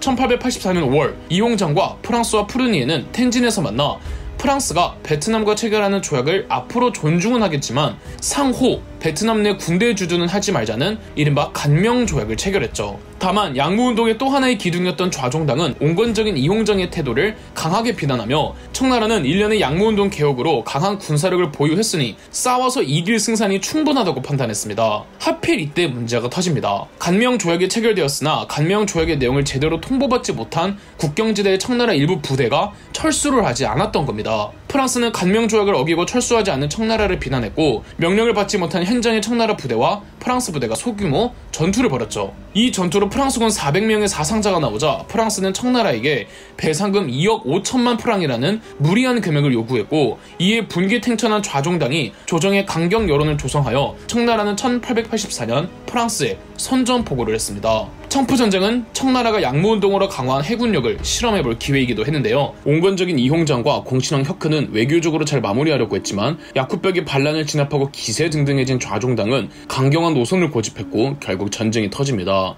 하지만 좌종당이 크게 착각을 했습니다. 야쿠백의 난진압은 육군 위주였지만 청푸전쟁은 해군 위주였던 거죠. 청푸전쟁엔 베트남과 가장 인접해 있던 좌종당의 복건함대가 투입됐습니다. 복건함대는 총 11척의 함선을 보유하고 있었는데, 이 때문에 복건함대가 주둔하고 있던 마미 항구가 프랑스의 제1표적이 되었습니다. 1884년 7월 프랑스의 사령관 쿠르베는 마미항에 정박해 있다가 선전포고가 이루어지자 프랑스군은 8월 대만의 기륭항부터 공격했습니다. 8월 23일 복건함대가 출동하자 마미항에서 본격적인 해전이 벌어졌습니다. 프랑스의 함대는 대포가 77문에 구경이 전부 190mm 이상이었던 반면 복건함대의 경우 대포가 45문 정도, 가장 큰 구경이 160mm. 당연히 승리는 프랑스 쪽이었죠. 나름 복건함대도 복주 선전국에서 만든 근대식 군함이었지만 프랑스 군함에는 대적할 수가 없었습니다. 마미항을 마강이라고 불러서 이 해전을 마강해전이라고도 하는데, 마강해전의 패배로 복건함대는 괴멸되었고 복주 선전국도 파괴되었습니다. 마강해전에 승리한 쿠르베였지만 정작 대만의 기중항은 현지인들의 저항으로 함락하지 못하고 대신에 대만의 북부와 서부 각 항구를 봉쇄했습니다. 군함, 무역선 할 것 없이 대만 항구와 인근 지역에서의 정박과 항해를 금지시켰으며, 이를 어기시 무조건 발표하여 침몰시키겠다며 엄포를 놨죠. 대만을 봉쇄한 뒤 쿠르베는 청나라 본토 광저우에서 대만으로 운송되는 식량까지도 차단했습니다.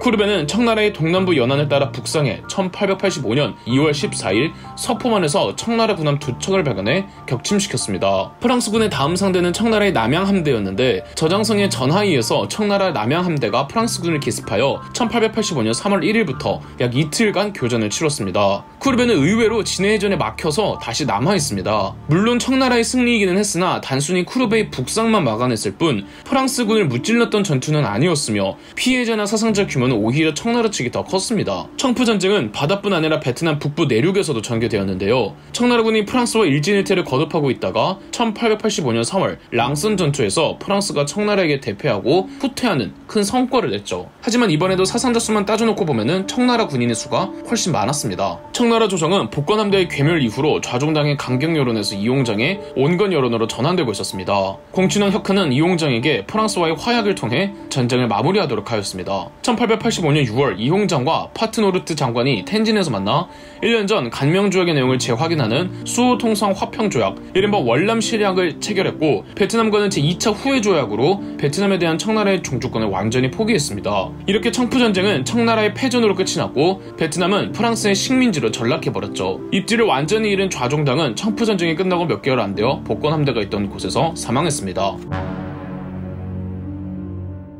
청푸전쟁은 조선의 나비 효과를 일으키기도 했습니다. 이모군란 이후 청나라와 일본은 각각 조선 땅에 군사 3,000명을 주둔시키고 있었는데, 청푸전쟁으로 인해 청나라가 병력 절반에 해당하는 1,500명을 본국으로 소환시켰습니다. 조선이 개항한 이래 조선의 개화파들은 외교 노선을 두고 친청이냐 친일이냐로 나뉘어 있었는데, 명성황후 민씨는 대표적인 친청파였죠. 조선의 청나라의 영향력이 커지며 친청파 개화파들의 입지가 올라가고 있었던 반면 친일 외교 노선의 개화파들은 점점 위상이 추락하고 있었습니다. 급진 개화파라고도 불리는 친일 외교 노선의 젊은 개화파들인 김옥균, 박영효, 홍영식, 서광범, 서재필 등이 1884년 주조선 일본 공사관과 협력하여 쿠데타를 일으켰습니다. 바로 갑신정변이죠. 명성황후가 조선에 주둔하고 있던 청나라 사령관 원세계에게 지원을 요청했고, 원세계가 바로 나서서 갑신정변은 3일 만에 종결되어 버리긴 합니다. 창덕궁 후원에서 청나라 병력과 일본 병력 사이에 소규모 접전이 벌어졌지만 일본군이 일방적으로 밀리자 다케조의 공사가 군대를 물렸죠. 크지는 않았지만 청일 간의 무력 충돌이 빚어지자 일본 메이지 정부의 강경파 대표였던 야마가츠 아리토모는 청나라에 대해 전쟁을 강력하게 주장했습니다.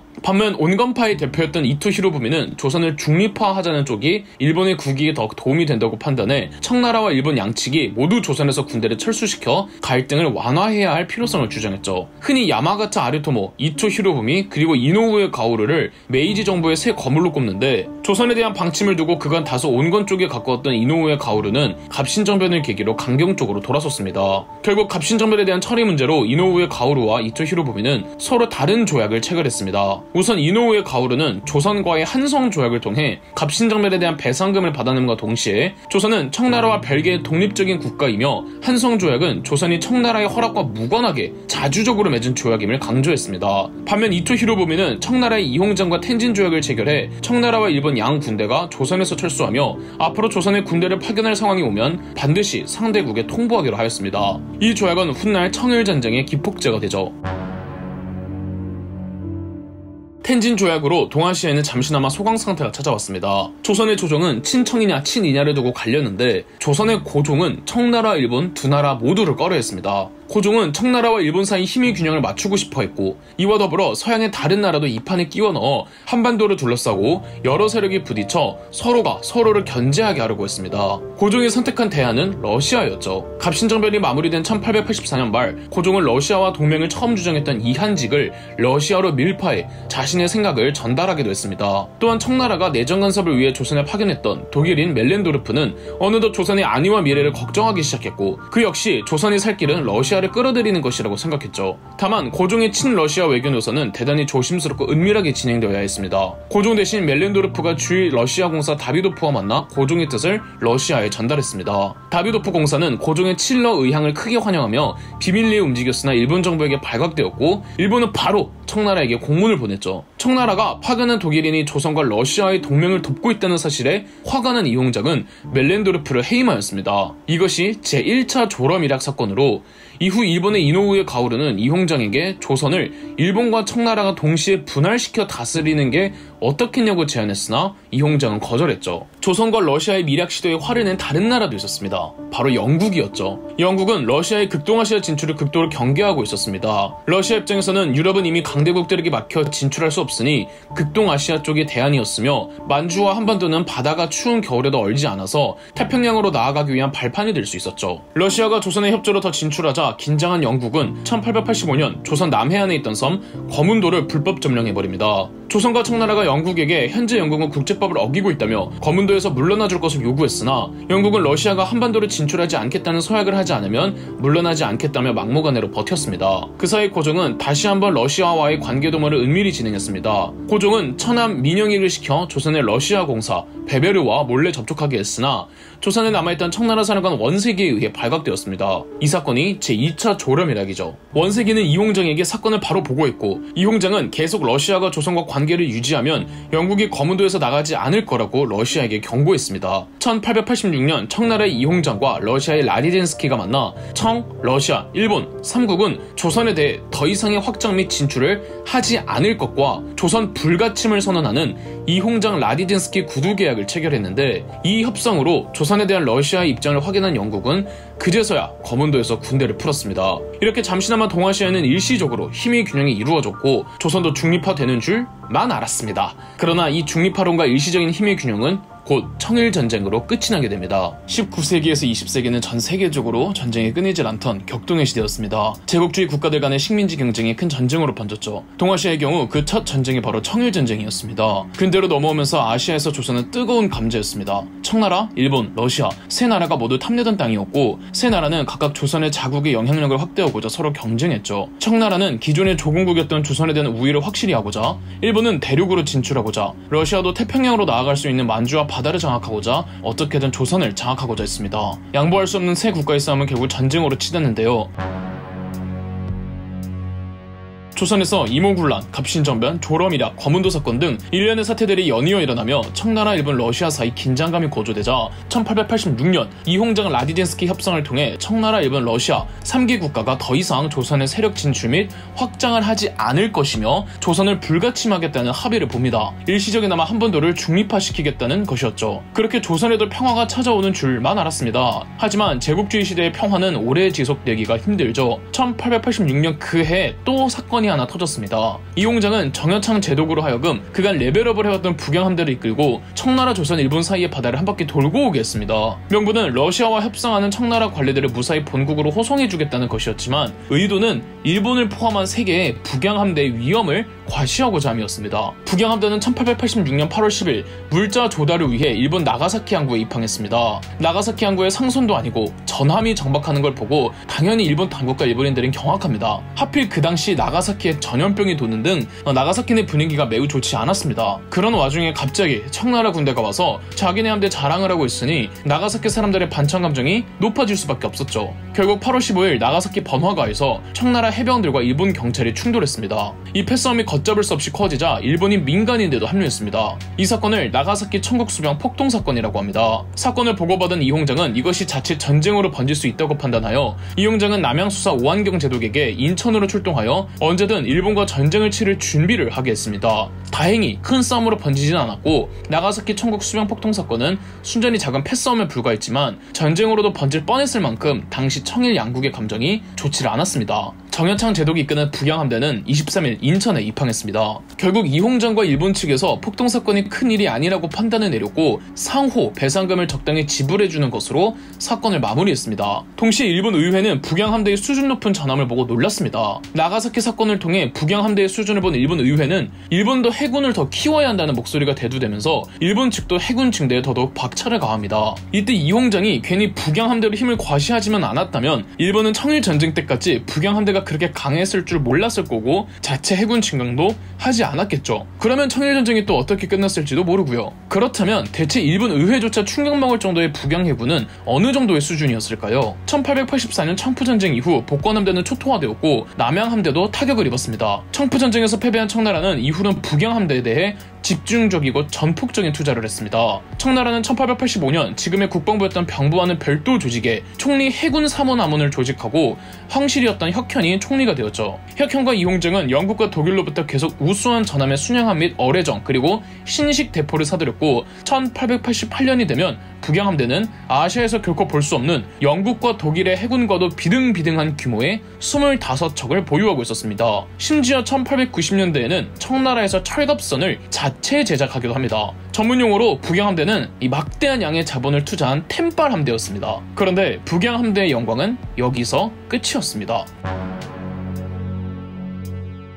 잠시 청나라 황실 이야기를 하도록 하겠습니다. 양무운동이 갓 시작할 때는 9대 황제 한풍제가 죽고 그의 어린 아들 동치제가 10대 황제로 갓 즉위했을 때였습니다. 동치제의 아버지 한풍제에게는 자안태후라는 제1비가 있었지만 동치제의 친모는 한풍제의 후궁이었습니다. 아들이 황제가 된 덕에 동치제의 친모는 자희태후로 승격될 수 있었죠. 비록 자안태후가 황실의 가장 큰 어른이었지만 어린 동치제 대신 사실상 실권은 생모인 자희태후와 정치를 총괄했던 공친왕 혁흔에게 있었습니다. 자희태후와 공친왕 혁흔은 30년간 실권자로 있으면서 양무운동이 순조롭게 진행되었죠. 단 청나라 황실 내부에는 그 피폐함이 썩어 곪고 있었습니다. 10대 시절 동치제는 친엄마였던 자희태후보다 선대 황제의 황비였던 자안태후를 더 따랐다고 합니다. 자희태후는 어린 동치제를 엄하게 교육한 반면 자안태후는 동치제에게 살갑게 대했다죠. 1872년 동치제가 15살이 되었을 때 동치제의 혼인을 위해 간택령이 내려집니다. 여러 후보들을 거쳐 2명으로 추려졌는데 자안태후와 자희태후가 원하는 며느리 후보가 서로 달랐습니다. 동치제는 생모가 아닌 자안태후가 선택한 여인의 황비를 결정했는데 동치제의 선택에 상당한 불만을 가진 자희태후는 새로 들인 며느리를 몹시 싫어하여 구박하고 폭행하기 일쑤였습니다. 심지어 동치제가 후사를 갖지 못하도록 동치제와 황비의 합방을 못하게 막았다고 하죠. 황비가 동치제와 같은 방에 있으면 서태후는 황비의 머리채를 잡고 끌고 나와 구타까지 했다고 합니다. 1873년 동치제가 16세의 나이부터 친정을 시작했습니다. 자희태후는 과거 아편전쟁 당시 훼손되었던 청나라 황실 동물원 원명원을 복원해달라고 동치제에게 건의했습니다. 동치제는 원명원 중원 계획을 발표했으나 공친왕 혁흔을 포함해 대부분의 신하들은 원명원 복원의 비용이 너무 많이 들어간다며 강하게 반대해 원명원 공사가 무산됩니다. 노발대발한 서태후는 공친왕 혁흔이 가지고 있던 황실의 자기 대부분을 다 박탈시켜버립니다. 동치제가 친정을 시작한 지 겨우 1년이 지났던 1874년 동치제는 16살의 나이로 천연두에 걸려 사망했습니다. 혹은 매독으로 사망했다는 이야기도 있고요. 동치제가 워낙 문란했다고 하거든요. 동치제가 죽자마자 자희태후는 동치제의 아내를 자결시켰죠. 그리고 4살짜리 동치제의 사촌 동생을 청나라의 11대 황제 광서제로 옹립했습니다. 황제 등극에도 강력하게 권한을 발휘하는 자희태후를 이 자안태후가 몹시 경계했습니다. 자안태후와 자희태후 사이 갈등의 골은 점점 깊어졌고 11대 황제 광서제의 나이가 어려 자희태후와 자안태후가 공동섭정을 하기로 했는데 세간의 사람들은 자안태후의 초소가 자금성 기중 동쪽에 있어서 동태후라고, 자희태후의 초소가 자금성 기중 서쪽에 있어서 서태후라고 불렀죠. 광서제 즉위 7년 후 동태후가 여러 의문점을 남기고 사망하면서 청나라 황실은 비로소 서태후의 것이 됩니다. 1884년 청포전쟁이 한창일 때 서태후는 뜬금없이 원명원을 다시 세울 순 없지만 원명원에 준하는, 아니 더 큰 규모의 황실 후원을 만들라는 지시를 내렸는데, 이렇게 건설된 후원이 우리가 잘 알고 있는 이화원입니다.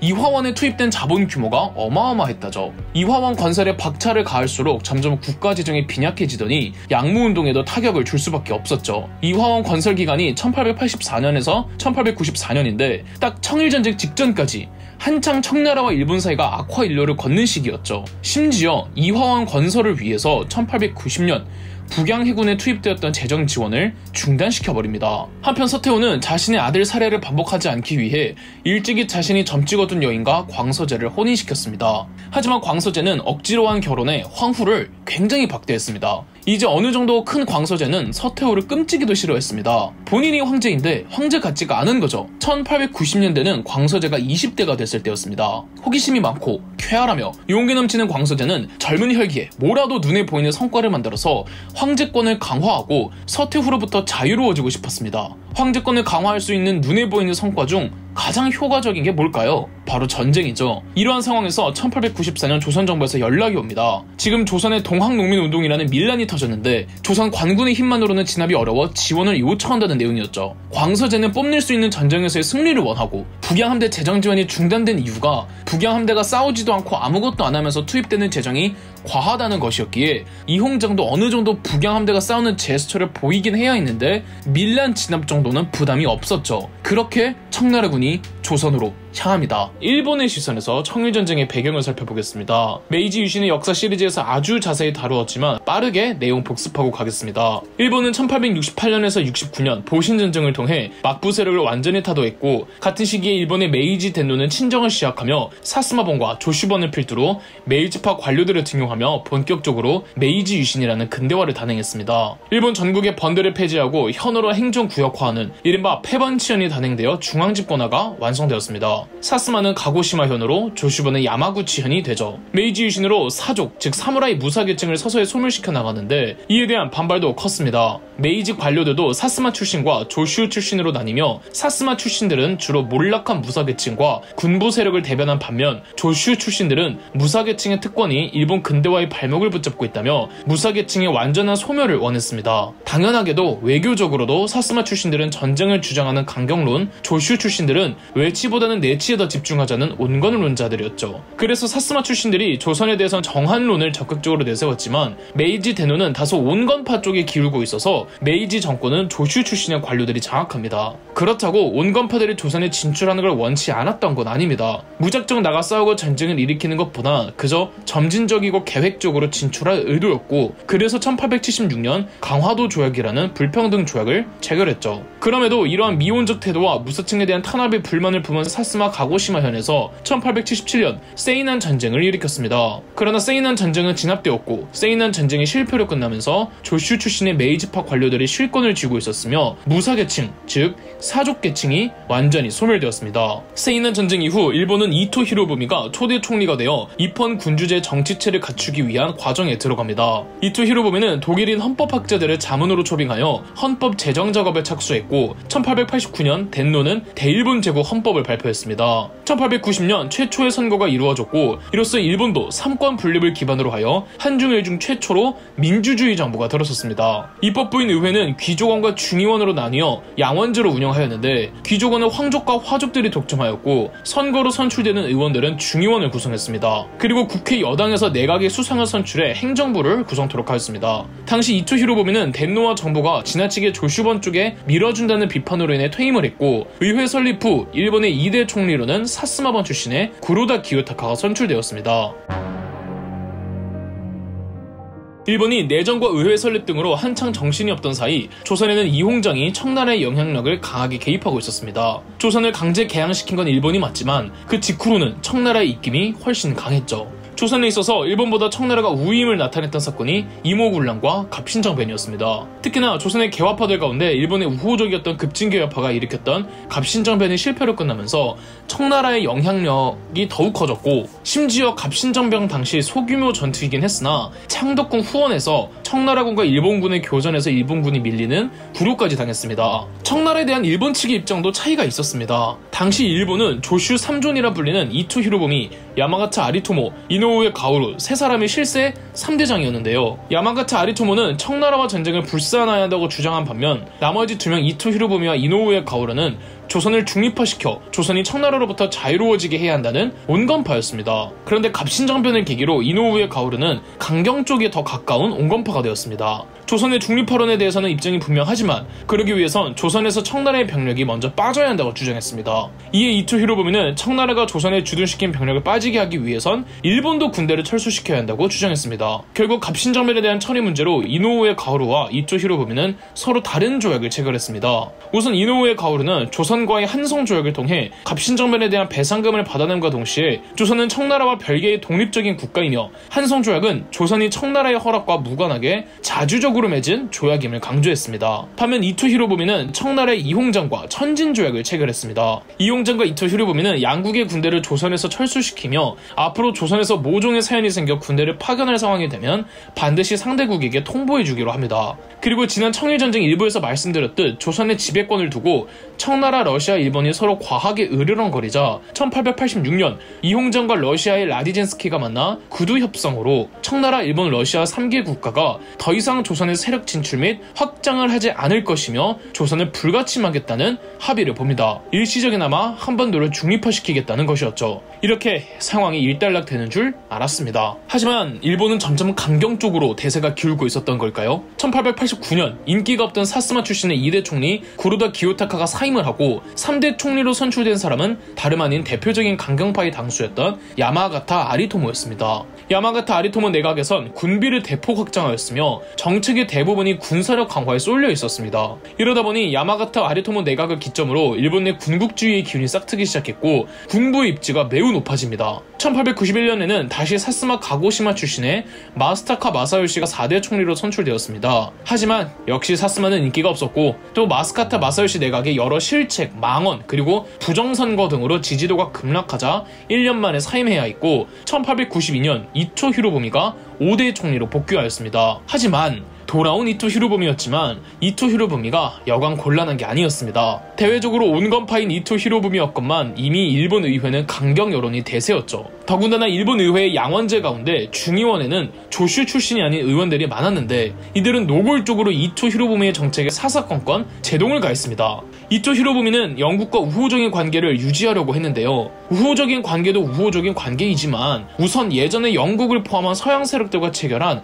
불평등 조약들을 하나씩 수정하는 것이 과제였습니다. 영국 입장에서도 영국은 러시아의 아시아 진출을 견제하고 있었는데 일본이 러시아의 팽창을 막아줄 하나의 수로 여겼기에 영국도 일본과 우호적인 관계를 원하고 있었어요. 이러니 이토 히로부미가 무작정 영국과의 불평등 조약을 전면 수정하기가 힘들었습니다. 이토 히로부미는 점진적으로 불평등 조약을 수정하려고 했지만 중의원에서는 이토 히로부미가 미온적이라고 비난했습니다. 이러다간 이토 히로부미 내각의 정권이 불안정해질 수밖에 없었고 이토 히로부미도 대외적으로 강경한 모습을 보여야 어느 정도 내각의 지지도를 확보할 수가 있었습니다.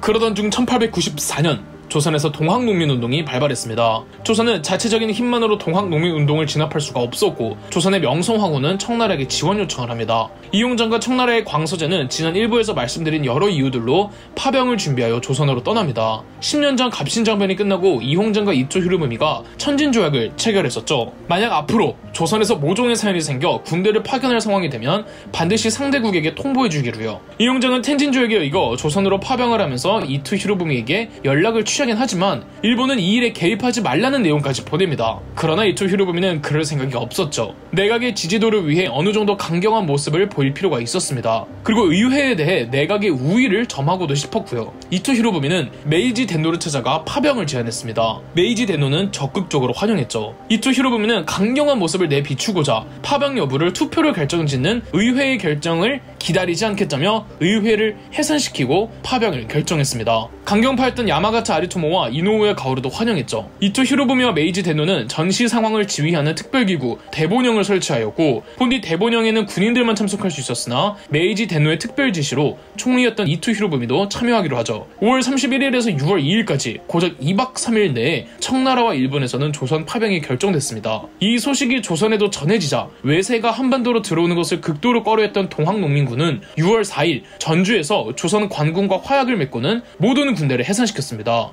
이렇게 청나라와 일본이 조선에 들어오는 명분은 사라졌고, 원세계와 일본 공사는 이 일을 본국에 알렸으나 이홍정과 이토 히로부미는 아주 가볍게 무시했습니다. 6월 9일 정여창 제독이 이끄는 약 3,000명의 북양함대가 충청도 아산만을 입항했으며, 3일 후 6월 12일 오시마 요시마사가 이끄는 8,000명의 혼성 제9여단이 인천 제물포에 상륙했습니다. 톱니바퀴는 부서졌고 이제 돌이킬 수 없었습니다.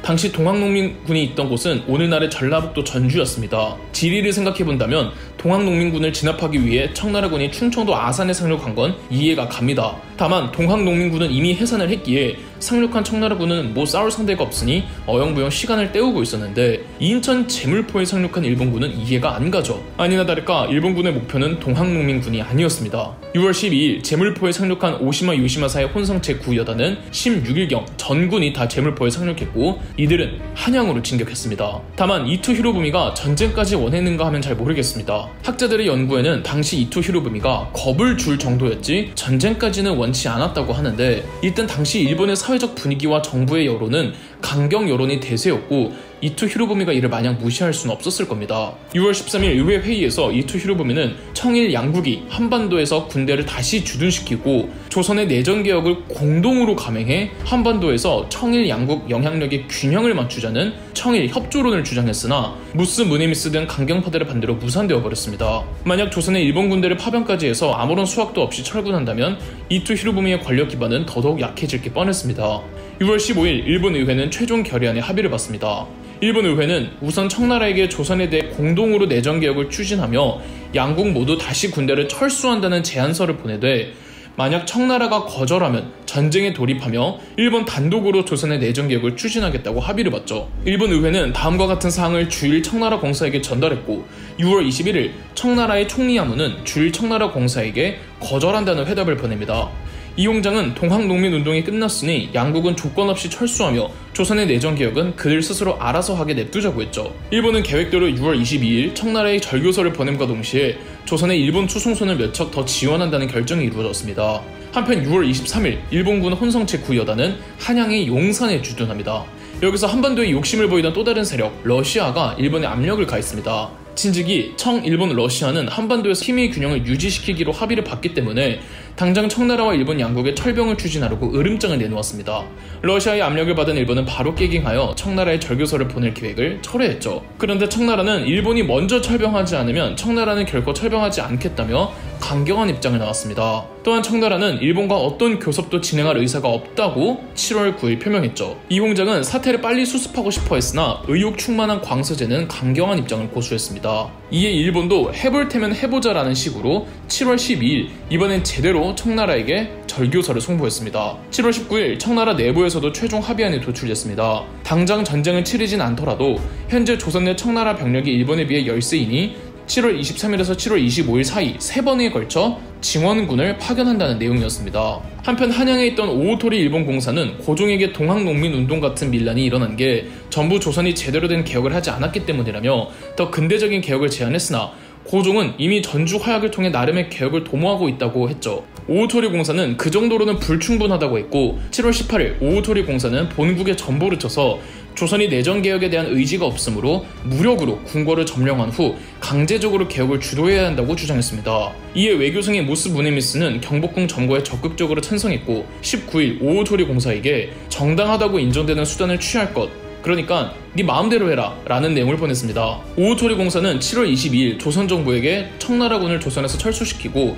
내정개혁에 착수하라는 공문을 보냈습니다. 당일 밤 조선정부는 거부하는 회답을 보냈고 23일로 넘어가는 12시경 병력을 동원해 경복궁을 포위했습니다. 경복궁에서 일본군과 조선군 사이에 총격전이 벌어졌고 아침이 됐을 때 경복궁의 서쪽문, 오늘날 서촌으로 이어지는 영추문이 돌파당합니다. 조선 내부에 숨겨두었던 첩자들이 고종과 명성황후를 확보했고 일본군의 이대대 대장 야마구치 케이조 소좌는 고종에게 무장해제를 협박했죠. 고종은 병사들에게 무장해제를 지시했고 경복궁은 일본군에게 무단 점거되었습니다. 오호토리 공사는 흥선대원군을 강제로 데리고 와 조선에 실무를 맡기고 김홍집을 비롯해 일본의 우호적인 조선 신료들로 새로운 내각을 구성한 이후 조선의 내정개혁을 진행시키니 이 개혁이 갑오개혁입니다. 일본 정부는 경복궁 무단 점거 사태에 대해서 조선군의 오발 선사격으로 치루어진 시가전에서 일본군이 방위적 목적으로 경복궁을 점령한 것이라고 공표했으나 추후에 오호토리 공사와 무스 무니미스 외상의 대화 내용이 공개되면서 얼마나 오호토리 공사가 철저하게 경복궁 점령 사건을 계획했는지 세상에 알려졌죠. 경복궁을 점령한 다음날 24일 오호토리 공사는 다시 한번 고종을 협박해서 조선 정부가 청나라 군대의 철수를 요구하는 문서를 작성하게 했습니다. 청나라가 이를 받아들일 리가 없죠. 여태까지 조선에 대한 영향력은 일본보다 청나라가 더 강했는걸요. 오호토리 공사도 알았습니다. 청나라가 거절할걸. 그저 일본은 청일 전쟁에 대한 명분을 만들 필요가 있었던 겁니다. 무스 무네미스 외상은 혼성체의 구여단을 이끌던 오시마 요시마사에게 청나라의 증원을 막으라는 명령을 하달했습니다. 7월 23일과 24일엔 청나라 병력이 무사히 아산에 보충되었으나 24일에서 25일로 넘어가는 새벽 숨어있던 일본군 함대가 아산에 오고 있던 청나라 해군을 풍도 앞바다에서 격침시켰습니다. 청일 전쟁의 시작이었던 이 기습을 풍도해전이라고 합니다. 일본은 어떠한 선전포고 없이 청나라 함대를 기습했고 풍도해전으로 본격적인 청일 전쟁이 시작되었죠. 이때부터 선전포고 안 하고 일단 공격부터 하는 일본군의 관습이 시작되고요.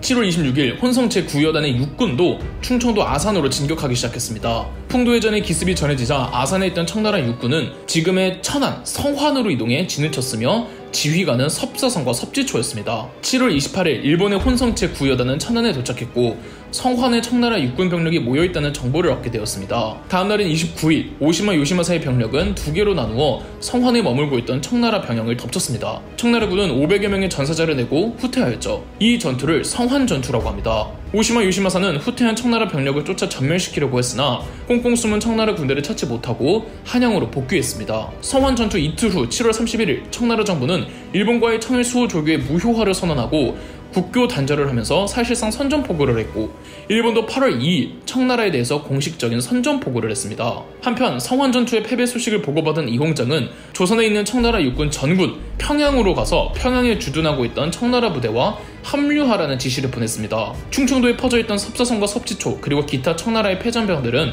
8월 28일 구사일생으로 평양에 도착했습니다. 자, 이젠 평양에서 승부를 볼 차례였습니다. 평양에 도착한 청나라군은 고된 행군을 통해 꼴이 말이 아니었습니다. 물자가 워낙 부족했던 청나라군은 평양까지 가는 동안 조선인들의 재산을 탈취하고 폭행하는 등 대단히 비도덕적인 모습을 보이기도 했습니다. 이 때문에 평양에 있는 조선 백성들 상당수가 청나라 병력이 도착하기 전에 평양을 떠나버렸죠. 한편 일본에선 조선에 추가 병력을 더 파견하기로 결정했습니다. 8월 한 달간 노즈 미치스라 중정이 이끄는 제5사단과 가스라 다로 중정이 이끄는 제3사단이 부산에 도착해 한양으로 왔죠. 그러니까 조선의 일본군은 혼성 제9여단, 제5사단, 제3사단이 있었던 겁니다. 여기서 제5사단과 제3사단을 묶어 제1군으로 명명했고 사령관은 일본 강경파의 당수라고 할 수 있는 야마가타 아리토모였습니다. 이때 야마가타 아리토모는 육군 대신이었죠. 9월경 야마가타 아리토모도 한양에 도착합니다. 그런데 야마가타 아리토모가 한양에 도착했을 때 제3사단만 있었고 혼성 9여단과 5사단이 한양에 없었던 겁니다. 그리고 이틀 후 혼성 9여단과 5사단이 평양성을 탈환했다는 보고를 받습니다. 사건의 재구성은 이렇습니다. 8월 말 평양에 청나라 육군이 집결하자 일본군은 평양성을 함락하고 청나라군을 격파하려고 했습니다. 원래 일본 계획은 추가 병력까지 모두 모이면 다 같이 평양으로 진격할 예정이었습니다. 그런데 3사단이 오기 전에 혼성 제9여단과 5사단이 먼저 작전을 감행했습니다. 청나라군에게 방어할 수 있는 시간을 벌어줄 수는 없었죠. 혼성 구여단과 오사단은 본국의 허락도 없이 평양으로 진격했던 거죠. 성안 전투에서 승리했던 혼성 구여단장 오시마 요시야마사는 청나라군을 얕잡아 보고 있었습니다. 9월 14일 평양에 도착한 일본군은 평양성을 포위해 공격하기로 했습니다. 14일에서 15일로 넘어가는 새벽에 본격적인 공격이 감행되었고, 오시마 요시마사는 15일 아침에 평양에서 밥을 먹겠다는 포부까지 선언한 상태였습니다. 비록 청나라군이 힘이 많이 빠지고 얼마 전까지 패전을 했어도 무기 스펙만 따졌을 때는 청나라군의 무기가 일본군보다 훨씬 우세했습니다. 여러 번 말씀드렸지만 템빨만큼은 아시아에서 청나라를 이길 수 있는 상대가 없었습니다. 아니나 다를까 세 부대로 나뉘어 공격하던 일본군 세 부대 중 두 부대가 공격에 실패하고 후퇴했습니다. 그런데 그 실패한 두 부대가 최고 지휘관이었던 노즈 미지스로 중장과 오시마 요시마사가 이끄던 주력 부대였습니다. 심지어 오시마 요시마사의 부대는 탄환이 다 떨어져서 더 이상의 공격이 불가능한 상태였습니다. 청나라가 북쪽에서 공격해오던 나머지 일본군의 한 부대만 방어에 성공하고 반격을 하면 청나라가 충분히 이길 수 있었습니다. 심지어 평양성 북쪽은 을밀대라는 평양성 최고의 보루가 있던 곳이라 가장 방어가 튼튼했던 곳이었습니다. 전투는 굉장히 치열했고 결국 일본군이 평양성 북쪽 문을 열었습니다. 청나라군은 을밀대 주변에 집결해서 최후의 항전을 벌일 계획을 했으나 청나라 지휘관이었던 섭지초가 그만 백기를 들고 항복을 해버렸습니다. 섭지초는 일본군이 추격하지 않는다는 조건으로 평양성에 나와 후퇴했습니다. 일시당초 평양 전투는 일본군의 두 지휘관이 욕심을 과하게 부린 전투였습니다. 수송 능력도 형편없었고 무기 상태도 청나라가 훨씬 우세했습니다. 평양 전투의 결과 요인은 섭지초의 자멸 때문이었습니다. 물론 가장 억울하게 피해본 건 역시 평양성 안에 있던 조선 백성들이었겠죠. 평양성에서 나온 청나라군은 압록강까지 후퇴하면 이 압록강에서 정여창 제독이 이끄는 북양함대가 섭지초의 청나라군을 데리고 중국까지 후송하기로 하였습니다. 그런데 일본 해군이 청나라 병력을 호송하던 북양해군 일부를 급습했습니다. 청나라 함대 14척과 일본 함대 12척이 바다에서 맞붙었는데 이 전투가 황해해전입니다. 무기의 차이는 거의 근소했으나 청나라 함대 내에서도 질적 차이가 굉장히 심했습니다. 우수한 군함은 상당히 우수했으나 나머지는 일본 함대보다 못한 성능이었습니다. 약 6시간 동안 치루어진 전투 끝에 청나라 함대가 도망쳤죠. 일본군은 약 4척이 큰 손상을 입긴 했으나 침몰하진 않았습니다. 반면 청나라 함대 3척은 아예 침몰해버리고 말았죠. 황해해전의 결과도 일본의 승리였습니다. 평양성 전투와 황해해전으로 일본군은 한반도에 있던 모든 청나라 병력을 한반도 바깥으로 내쫓을 수 있었으며 이제 일본은 전장을 중국으로 옮겨 확실하게 청나라를 밟을 생각이었습니다. 황해해전의 패배로 압록강에는 후송을 기다리는 청나라군이 아직 남아있었습니다. 청일전쟁의 총사령관이었던 육군 대신 야마가타 아리토모는 압록강의 청나라군을 완전히 괴멸시킬 생각으로 일본군은 압록강 북쪽으로 북진시켰습니다. 가장 주력이었던 부대는 오야마 이와오의 부대였습니다. 일본군의 다른 부대가 압록강을 공격하고 있으면 오야마 이와오가 배를 타고 황해를 거슬러 요동반도에 상륙해서 요동반도의 리순을 함락시키는 것이었습니다. 청나라의 이홍장도 어떻게든 압록강에서 일본군의 북진을 막을 생각이었습니다. 만주가 뚫릴 순 없잖아요. 이홍장은 리순을 지키던 송경제독으로 하여금 압록강 바로 위에 주둔하고 있던 섭지초, 섭사성, 유성휴와 합류해 구련성을 방어토록 하였습니다. 구련성을 지키는 청나라 병력은 1만 8천여 명, 그리고 만주족 출신으로 만주의 수문장 역할을 하던 이크탄과 휘하 8천여 명이 구련성을 구하기 위해 추가 투입됐습니다. 10월 25일 일본군은 압록강의 수위가 얕아진 때에 맞추어 다리를 만들고 민간인 100까지 동원해 3사단의 7,000명 정도가 선발대로 압록강을 도강했습니다. 하지만 청나라도 방비를 철저하게 준비를 해놓았기 때문에 먼저 도강한 7,000명의 일본군은 고전을 면치 못했죠. 일본군은 계속해서 추가 병력을 투입시키는 한편 구련성 주변부의 지역들 유수구와 율자원, 마구 등을 점령하고 구련성을 조여왔습니다. 결국 청나라 병력은 구련성을 버리고 도망쳤습니다. 10월 31일에 봉황성과 대동구가 떨어지고 11월 5일 대구선마저 점령되었습니다. 이크탄가는 자신의 휘하 병력을 데리고 봉황성 탈환 전투를 벌였다가 실패하고 후퇴해야만 했습니다. 봉황성이 고구려 때 올골성이었습니다. 나당 전쟁 때 고구려 장수 고여무와 신라 장수 서류가 함락시켰던 성이었죠. 한편 리순 함락을 목표로 하는 오야마 이와오 대장의 부대는 요동반도에 상륙한 후 리순까지 진격했습니다. 당시 리순을 지키던 청나라 병력은 1만 2천 명이었죠. 오야마 이와오의 병력은 3만 5천 명이었으니 리순에 있던 청나라 병력의 2배였습니다. 11월 18일부터 오야마 이와오 대장이 이끄는 제2군이 리순을 공격했습니다. 리순 공방전은 격전 그 자체였습니다. 다만 전세는 일본군에게 기울고 있었는데요. 일본군은 리순을 포위하고 리순을 호위해주는 주변의 포대와 고지대를 하나둘 점령해가면서 리순은 완전히 고립되어 버렸죠. 결국 11월 21일 리순이 무너졌습니다. 이용장은 이미 추가 지원 병력을 보냈으나 이들이 도착했을 땐 리순이 무너진 시점이었습니다. 리순을 함락한 일본군은 노획한 청나라의 우수한 템파를 그대로 흡수하죠. 그리고 11월 22일부터 25일까지 일본군은 리순에서 패전병 탐색과 소탕이라는 명분으로 대학살을 일으켰습니다. 일본군은 포로들조차 가리지 않고 전부 살상했으며 민간인들까지 전부 죽였습니다. 어디 죽이기만 했겠습니까? 머릿속으로 그려지기도 무서울 대학살과 처참한 광경이 벌어졌습니다. 이 사건을 리순 대학살이라고 합니다. 학살의 피해자는 약 2만 명으로 추산하고 있습니다. 나중에 청일전쟁 이후 리순을 방문한 청나라 관리가 학살당한 희생자들을 추모하는 만축묘를 세웠으며 현재는 만축묘 박물관이 있어 그 당시 사건을 기록하고 있습니다. 리순까지 함락이 되면서 청일전쟁의 전세는 일본군에게 완전히 기울었는데 이홍장은 어떤 최후의 반격을 준비할까요? 그럼 역사 돋보기였습니다. 저희 역사 돋보기가 멤버십 가입을 시작했습니다. 멤버십 가입을 해주신 분들 덕분에 영상 제작에 큰 도움이 되고 있습니다. 감사합니다. 영상 재미있으셨다면 구독과 좋아요, 알림 설정까지 해주시면 감사드리겠습니다.